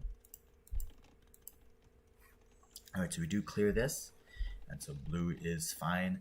Gray drops some monasteries here, and his plan is to build monks and convert these purple siege units. And so that's another thing we discussed before the game. You know, another possibility is, together with mangonels and spearmen, pikemen. You can also build monasteries and monks to convert these siege units, and so that is our plan. We are going to convert these siege units. You see, Gray has upgraded redemption. Maybe he already has, or we missed it. But he is updating redemption to increase the range of his conversion. So the plan is we're going to convert these siege units. We'll have to see how that turns out. So Yellow has placed his king here in the bottom right corner. Purple's king here is at the front line. Interesting. They did not do what we did, which is hide our kings all in one place. They have them spread out. Alright, so here it is, the first conversion. Let's see if it works. It does. Gets one shot out, but he gets healed, and so we have stolen one of his Hussite wagons. So far so good. We think, alright, this is pretty good. Feeling pretty comfortable about how that went down. We should be well positioned to fight off the siege push here. A little bit of pressure here from red. So just to kind of give the big picture again, this is game 2 of the finals out of the best out of 5 series. Team West, we lost the first game, so we absolutely need to win this game here to tie up the series. And if we manage to tie it up, then we definitely will have a strong chance to take the final. So we are hoping, we're really hoping to win this game here. I think that we're pretty strong on this map, and so we're thinking we need to. If we're gonna win a game, it's gonna be on this map. So Team West is determined to win this game here and tie up the final series here, and give us a chance at winning the tournament. All right, see some Ghulams coming here, Hindustani elite unit, and this is absolutely brutal. They just go for the mangonels. Nothing we can do to stop them works, and I do believe they take out all of them. Pretty frustrating, I won't lie. And so there goes Blue's last mangonel. So that's an interesting thing there. It is tough to get everything right, to have the siege and the army to back it up. So Blue's dropping a second castle. I've also dropped a castle here, so we're trying to support this side as much as we can. And red is slowly building up here on the side as well.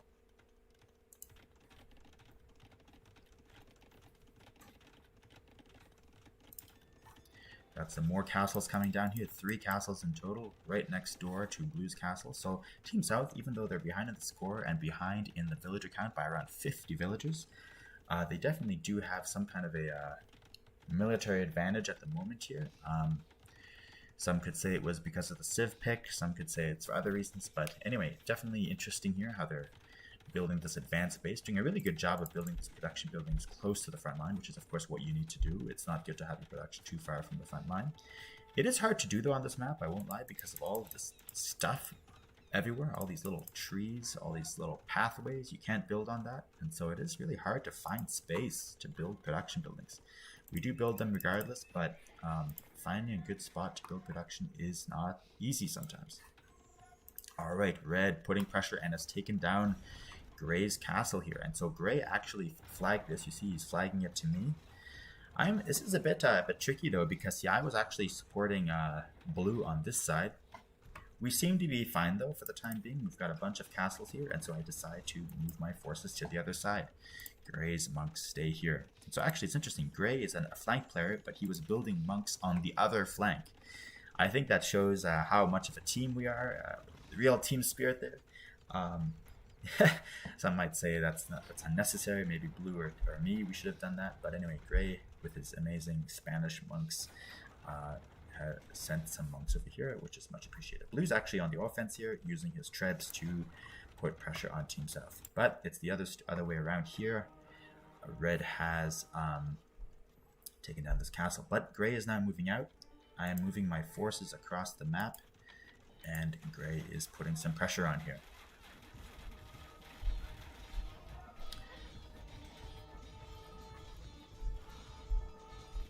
So some great conversions here from Gray. And so Gray seems to be actually holding the upper hand here. He went in before me, so I am not even at the front line yet. So right now, Team West, we're feeling pretty good. I mean, Blue is beginning to bring out the two-handed swordsman Vikings. Vikings, of course, have strong infantry, and so he's beginning to get them out. He's got a nice group of Trebs there. Meanwhile, Teal and Gray were about to hit Red and go on the attack. So right now, Team West is feeling pretty good. We're feeling like we're ahead. We're ahead in the score, ahead in the vill count. But shadows lurk on the edges. What's happening here? Blue's Trebs are forced to retreat, and Team South is fighting back and beating back this force, repairing the castle. Alright, so we'll have to see what happens here. Gray and Teal continuing to put pressure here. And so there definitely is an attempt here to break through. These monks are getting all kinds of conversions. I think Red has learned, though, he's no longer producing elephants. It's always good to be agile in a game, flexible, to change your strategy based on what's happening on the front line, and so Red does that. He no longer produces the elephants, given the monks are here to convert. So I know I was told, maybe the camel choice was a bit questionable, and I probably agree.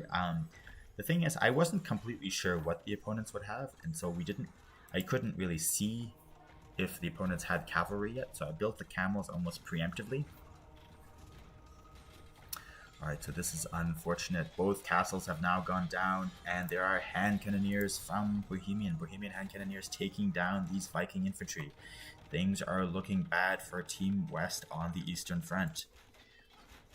Meanwhile, though, I attack these archers, taking down these Trebs. And for some reason, I really was hoping I could sneak in here, and what happens? They managed to drop one little palisade, and this is absolutely ugly for me. I try to get out. But this is a bit funny here. I'm actually maxed out. I'm actually maxed out right now, and so some people wonder why I threw away my camels. The reason is because I'm maxed out and I need to help Blue. I need to send reinforcements to Blue. I need to send them now. And so I actually need to get rid of these units so that I can have the open supply, population supply space to be able to send reinforcements. So I kind of throw away those camels just so that I can open up the population space, and I am now sending my reinforcements to Blue to try to turn the tide here. Blue is hurting. He's lost the TC. He's doing a great job of building new TCs over there. You see his vill count is high, but his military is down to 6. And so I think it's down to me now to try to stabilize this front line. And so here we come with Hindustani Hussars. So slowly these units are coming in. Gray is continuing to put pressure here, trying to drop a castle, trying to keep up the momentum. Blue still has a decent number of Trebs, so that's good. Unfortunately, my Treb is just going on a bit of a expedition here, making a target of himself. Alright. So I'm pretty happy with how this is going here, taking down all these units. I actually did not see this during the game, I don't think. And so I take out most of these vills and these hand cannoneers. And so I give our team a chance to rebound, and Blue is targeting this castle now, and I believe he will take it down. Also has bombard galleons on the water. We'll have to keep an eye on those. Alright, so Team West is rebounding here, taking down these villagers. Even Gray has a few units here. And Blue is building up a new force of Viking infantry and archers, arbalesters, and this castle goes down. So the Eastern Front seems to be stabilizing. But what's happening here? A new front is emerging. Red is trying to push to the middle and is going to take out this dock. So we'll just have to keep an eye on see what happens there. So this is a really interesting moment here. So Gray does lose his castle here. So it's pretty much a stalemate between Gray and Red. Vietnamese and Spanish more or less at a stalemate. Red dropping a second castle here. And Key, who's Bohemian, also sending some helbs over here to help out his ally. That's nice. Purple all the way over here sends helbs to help out Red. I think that's good. I actually don't mind that at all. I think it's good when teammates help each other like that, because just a couple of units can make a huge difference at a front line.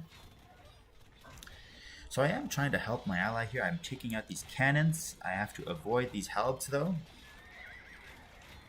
And so I decide to run around. So it's definitely a desperate fight here though. I'm going for these cannons. So blue is beginning to get a nice force of arbalesters up. Almost has 20. I take out that cannon, but I lose my camels. And red has now broken through the middle, and so a third front has emerged. The center front. We'll just have to keep an eye here and see what happens here. So anyway, I was gonna say though that gray, it's kind of an interesting choice because he's Spanish, a civ that has pretty strong gunpowder, and yet all he does is build paladins. I kind of wonder whether he should have focused more on hand cannoneers or conquistadors, because right now the opponent is going heavy on infantry. So he has skirmishers, that's a good move, but he needs more. I would say he needs more archery ranges. He's got 13,000 wood. We'll have to keep an eye on that. 13,000 wood. I think he could use more archery ranges to build more hand cannoneers and skirmishers. So a bit of an unfortunate engagement here. These paladins are forced to fight against helbs. Really tough, but he does get them out and focuses on these rattans.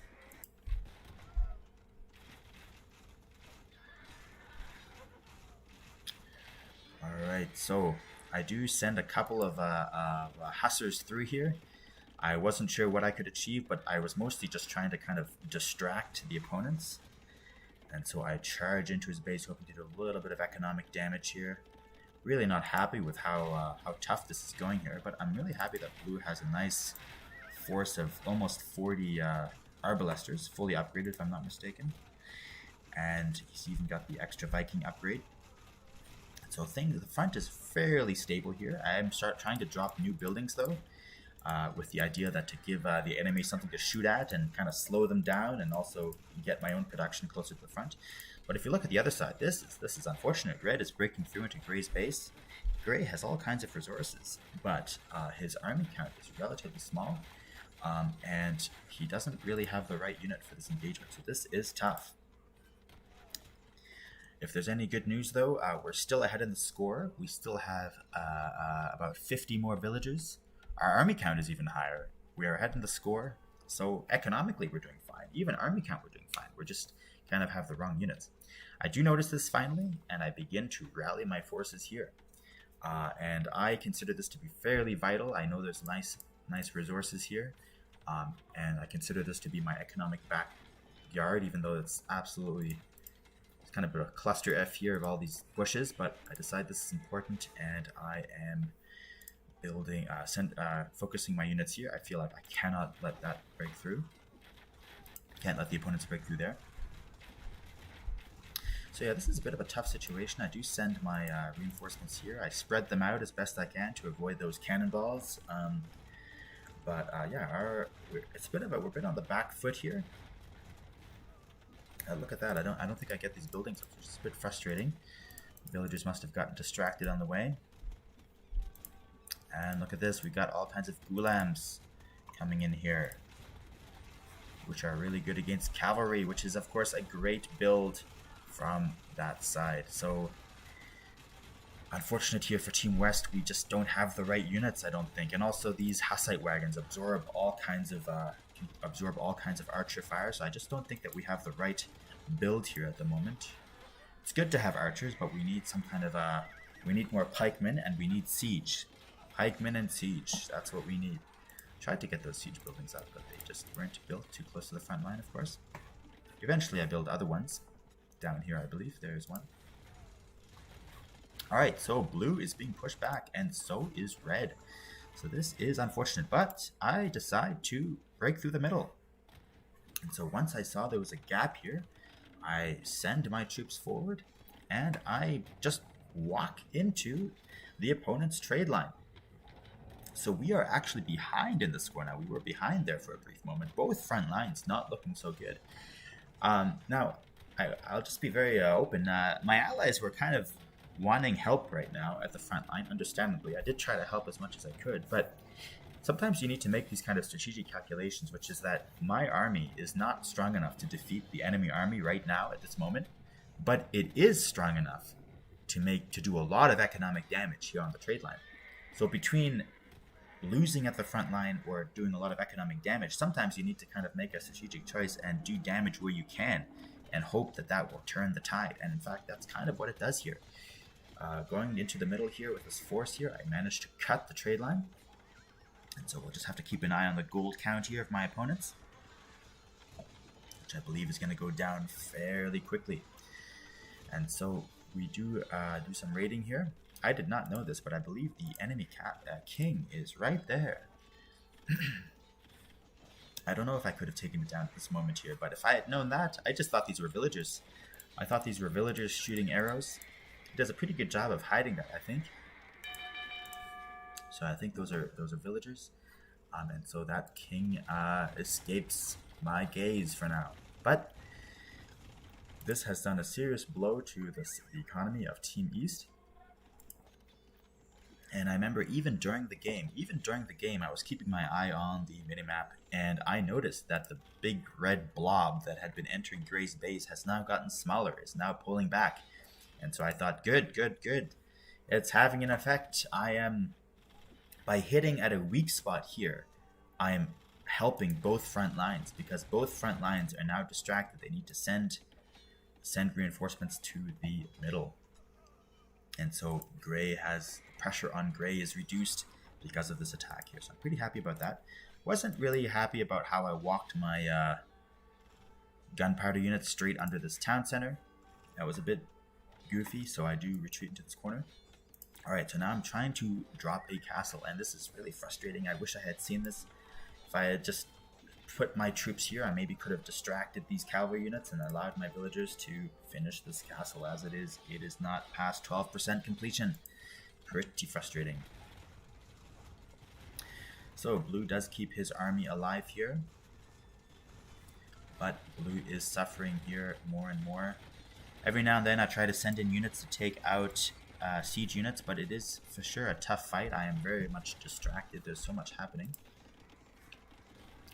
So blue's economy is huge. I kind of wonder why he didn't drop more production buildings. Like if he had just dropped some more siege production buildings here, or some more stables, maybe this would have helped boost up the production of troops. As it is, he only has archers, doesn't have any cavalry or siege units except those two troops. So it is hard to know sometimes when there's so much happening, but a bit of an interesting thing. So I try to take out these siege units whenever possible. Look at that, he's actually repairing one of them. Incredible, but eventually I do get it. And that goes down. I believe this one goes down as well. Oh, yes, he does. Purple is targeting this castle with helbs, doing what Bohemians do, taking full advantage of the helbs.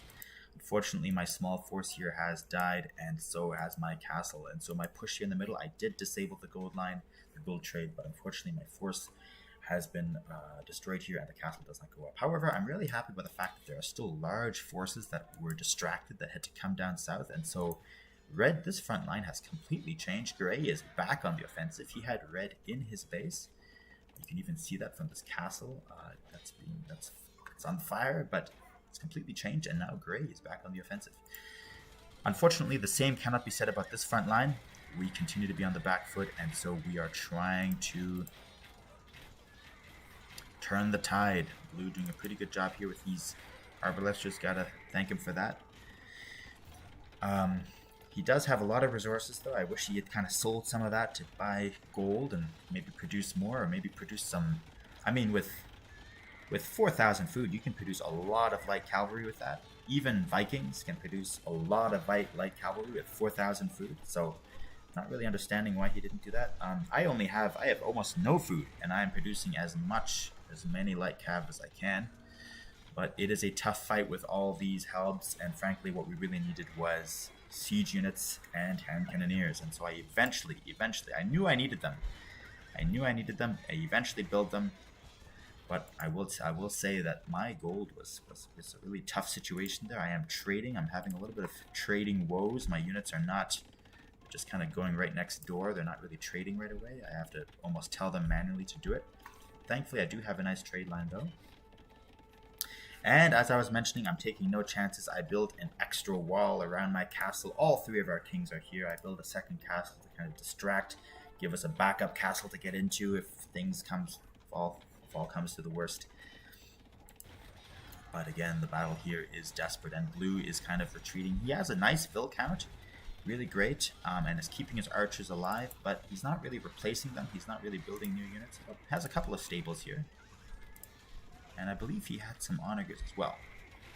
But anyway, we are hurting. Bohemians are doing what Bohemians do and taking down castles one by one. I'm trying to keep like a force of hand cannoneers alive. Unfortunately, the rally point is bad, and so a lot of my units just walk in and die. And I hope I didn't miss it. I may have, but Gray did a big push here, but unfortunately, he's mostly building light cav and skirmishers and doesn't really build any spears. He doesn't build very many spears, only builds light cav and skirmishers, and it's not exactly the right build. I mean, if you're going for a trash war, you really need to build spears of your own. He's got 20,000 wood. Oh, he just sent 2,000 to me, I think. And so did blue. So big thanks to blue and gray. Sent me all kinds of wood, and with that I try to drop new production buildings here and try to get my economy and my army back to shape. So this was a really, I'll just slow it down briefly here for a second. This was a really tough moment here because we didn't realize this during the game, but in this moment we're trying to do a surround on these Hussite wagons, and so I think this would have been a moment to delete these palisade walls to kind of allow us to do a surround, but we didn't think of it at the time. So blue doing a great job of keeping his army alive and keeping his economy alive. He builds new town centers back here. Vill count remains very high. Even has villagers all the way back here. And so Team West is definitely still in this. We're behind in the score again. But we are taking advantage of the map's resources. Team East is starting to rebuild their trade line, so that's frustrating. But they continue to keep a lot of units down here, which I'm kind of happy to see, which means anytime you have units that are back here, they're not at the front line. And so that is really great. I'm really glad that they distracted their armies like that. But on the other hand, they have really large armies. If you see that, 88, 99. These are very large armies compared to ours. And so when you have a larger army, you can just have more troops everywhere. You have troops at the front line and back at the back end. So there you go. All right, I'll bring it back to speed. So I really wish that blue had, if I can just mention this quickly, I really wish he had joined me here in this attack, because we really need every single troop that we can afford, and build maybe some cavalry. But anyway, I think I already may have already mentioned that. So here, this is the attempt at a counterattack here. And I've got this group here of hand cannoneers. I have the Hindustani range upgrade, so I'm hoping that this is going to do the trick. I believe I have some cannons as well. Oh, they're walking right past the enemy, of course, because they're being built down here. Absolutely hilarious.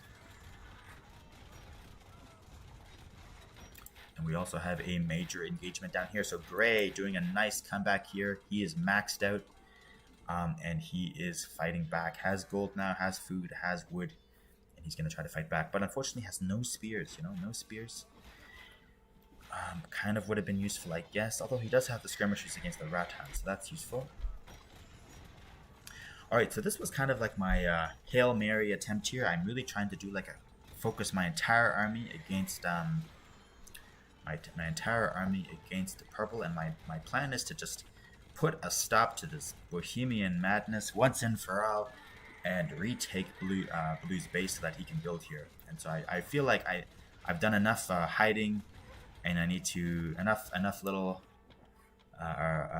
running around the map, and I need to just face this threat head on. But it is a tough threat with all of these yellow cannons here and these Hussite wagons here.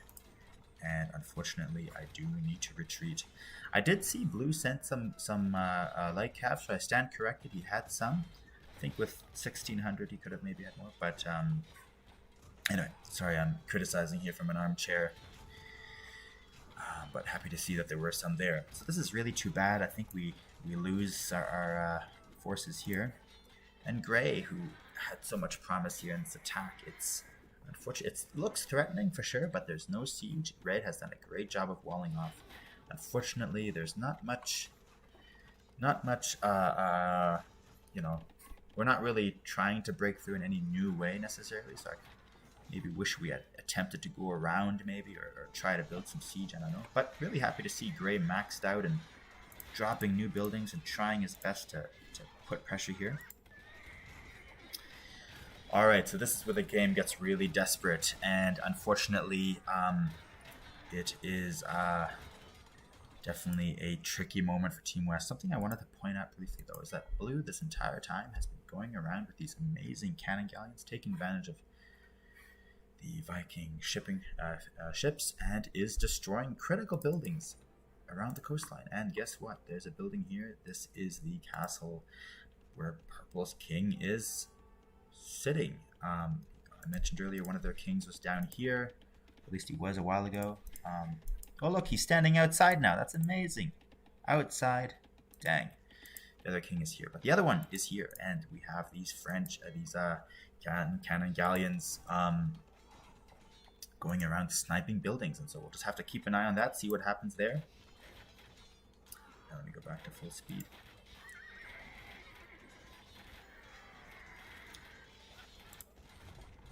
So it is a tricky moment here. I'm seeing Gray has 18,000 wood. I kind of wish he had shared some of that, because that might have helped us in a big way. But anyway, it's hard to think of all these things. These games are absolute madness.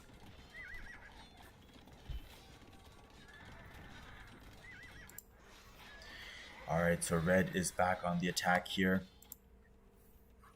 But this castle goes down, and guess who pops out? The Purple King, who is now following the rally point. I didn't even know this was a thing. But the casters watching the game mentioned this, that when a castle goes down, whatever garrisoned units go to the front line. They go to the rally point. They go to the rally point of that castle. And so now the Purple King is approaching the front line. I, of course, had no idea this was happening. I'm going to slow it down here for this part, I think. So, Team West, we're on our fate here is on a knife's edge. We are being pushed back here. Red has succeeded in stopping Gray's attempt at an advance. And is this a Gray castle? No, it's a Red castle. So Gray's push here has been blocked. He still has a lot of resources, but fortunately he is now in retreat. And on the other side, I'm trying to keep a force alive here, but we do have enemy units all over our base. Trade line is still fine. Still got like 50 trade units just trading wildly in this kind of awkward trade line, but I still have gold. I've got my dock back up, so I do have food, but for sure the situation is desperate. But look who is sitting at the front line. We have the enemy king right there. If I had known this, of course, I would have attempted a snipe of that king. Unfortunately, though, I've got my hands busy here, and I am just retreating. And we've got all of our 3 kings sitting in this castle, and so the situation is desperate. I am just sending all of my troops here to the front line. I think I'm still maxed out, but it is a desperate fight. I'm so clustered here, by the way. I'm trying to drop new production, but in the process, I kind of choke up my forest. I definitely could use more resources. Keep this small force alive, and very slowly, I think we do push back this army. But this king here is still sitting there. And guess what? There is, I think, a way around. Unfortunately, this might be blocking it. This goofy trap there, fish trap. But, you know, there's a gate here. Maybe there's a way to run down here, run around, and go for that king. Who knows? We'll have to just wait and see what happens next.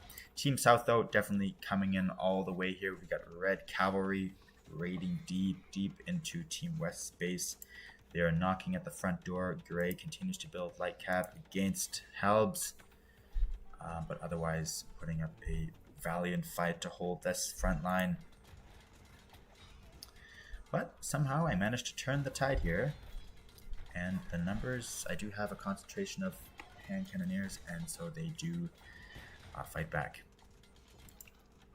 We're pretty good on resources, honestly. We've got a lot of gold to that trade, lots of wood. We don't have a lot of food. None of Team West has food, but everything else we have. We still have the fish, of all things, which is kind of funny, and we've actually fished out a large chunk of those fish there. All right, so here it is. I am sending my Imperial camels. I do have a small force here, and I'm sending them after these cannons, because I know that they're very good at sniping my hand cannoneers, who've got extra range, but not as far range as the cannons. So I do send them. Let me just go back to normal speed here. I do send them to snipe these cannons. But somehow, I don't see the king. And so my camels are so close. I kind of threw them away, to be honest. I just was letting them take hits. Right next to Purple's king, and he dies tragically at the king's feet.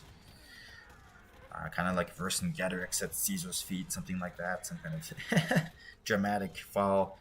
And unfortunately, that king goes unpunished for being so clumsy and showing up at the front line. So we do not see it, but I guess if I had sent those camels down here, maybe there would have been a way to run in and snipe that king. But the situation is really hard here. We actually did have the ingredients to keep fighting here. We do take out the raids. We still have resources. Blue has 72 vills. I have 125. Gray has 69. We're actually still in business. We still have resources. We still have units. We still have army. I even have this kind of squad of gunpowder units here, just taking down everything that's coming down. But we do see the writing on the wall. It seems as if this game is not going the way we had hoped. And unfortunately, we don't see that king, as I've mentioned 23,000 times.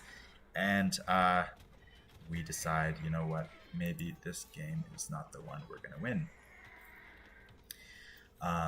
But I kind of, so right now we are just kind of holding out a little bit longer. We're chatting on voice chat, and I think the decision is made. We are going to GG, and you see it there. But had I known that the king was there, I definitely would have encouraged my team to keep fighting. We aren't actually that far behind in terms of resources, especially with this 18,000 wood. And I do feel like even if I had just taken this group of units and just moved down here and tried to kind of get one shot on that king, I would have tried it. I would have at least made the attempt. And if that king had been eliminated, I think the game would have impacted the game. Because Purple, as much as he's the lowest scorer on Team South, he definitely was, for me anyway, a very dangerous player. And these helps were giving me such a pain. And I think we would have had a chance. We still had a kind of a solid little corner back here, trade line still going, even if it's a short trade line, and we might have been able to do that. The path here was still open, could have maybe chopped off this trade line and maybe would have had a chance at winning had that king gone down, but he doesn't, and Team South takes the game.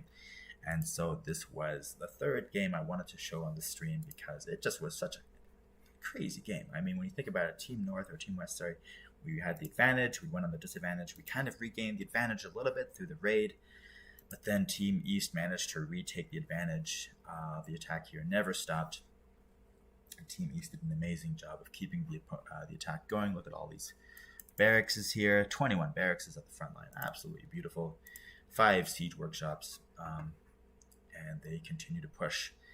We did a heroic fight here to try to hold off. And Gray and Red just did a really great melee here, one-on-one. Back and forth. Stalemate down there. So I'm really happy with how our team played. I think we gave a pretty good performance, fought back. I think in the end, the Civ picks were I think one important factor there. Just the good picks from Team East here, Bohemian, Hindustani, Vietnamese. That was a really solid selection. So hats off to them. And of course, was just a great game. Really enjoyed it. Was really intense. And the casters, check it out again. I put the links in the description. Absolutely hilarious as they were watching this live. And so, of course, we weren't listening to that. We were just deep in the details of the game and trying to keep our economies and armies and on the offense. But I definitely tried to keep my team in the game, but was a tough game, tough opponents. And so overall, just really happy with how everything went. Trying to think if there's anything I missed there. Just this interesting map here. I love these cannon galleons just continuing to take out town centers and castles. I didn't even know that's. Look at this. I think the entire coastline was just bombarded to pieces here. So even while we're pushed to a corner, we're still fighting back. I'm glad we made a lot of things that could have gone wrong. Did not go wrong. We were lucky that we didn't get any king sniped. I took 6 relics. I don't know how I managed that. A lot of relics were just sitting around. Shift click from my monk, and somehow I ended up with 6 relics. That was super important to getting the gold, because a couple times my trade units were derping and were not trading as they should have. I think I overdid it with the trade cards, to be very transparent. I think I had like 56. This is definitely way too many, or 53 here. Some of them died, I guess. I think it set me up really well for the long game, but might have been a little bit too much there. Some of that gold could have gone to more units potentially, but anyway, ended the game with a decent amount of resources. So we were set up to keep playing if there was a chance. But the king did not die, and of course that opportunity was missed. All right, I'll just mention quickly, I'll go to the stats now, but just wanted to say that, so what happened for the rest of the series is that, so we were down 2-0 in the series, and then the third game, it was on King of the Hill, just like that last game I showed with the Wonder in the Middle. We lost that game. Wasn't our best performance, so I'm not going to revisit it now, but you can go check it out at the main Hermetica YouTube channel. So we lost the series 3-0, unfortunately, but I definitely enjoyed the series and very much enjoyed the tournament. So big thanks to the organizers and to the casters there, Tom Snuffles and Hypnos. Big hats off to you guys. Loved your stream. As well, I enjoyed playing with the other players in the tournament. Just to kind of touch on these stats quickly here, I was kind of happy to see I got this game I actually got the most kills. I think those hand cannoneers did the trick, long distance or long range hand cannoneers.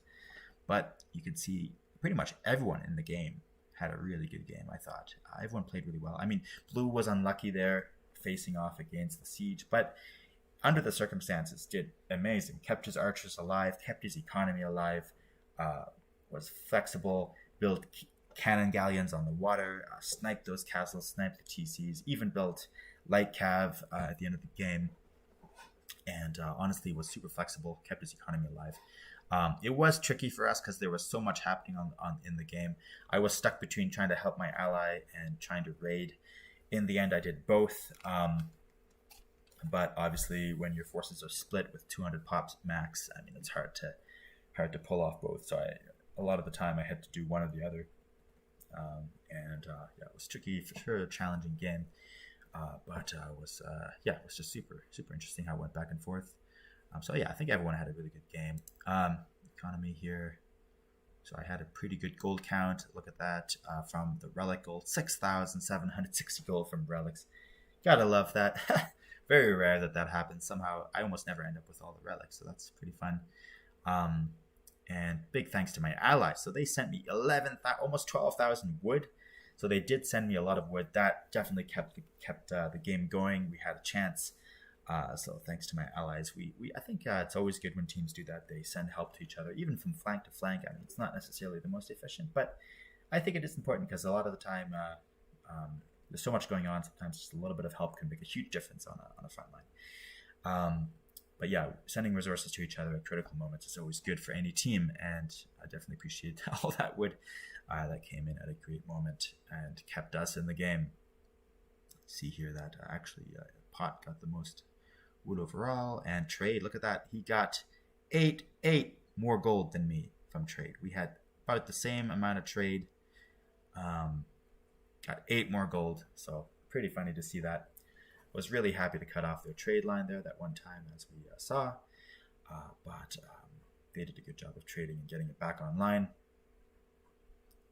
And then society, see, everyone did a good job here of having a solid economy. Look at that. Like, no one had like 40 villagers or 70 villagers or something. Everybody had high vill counts.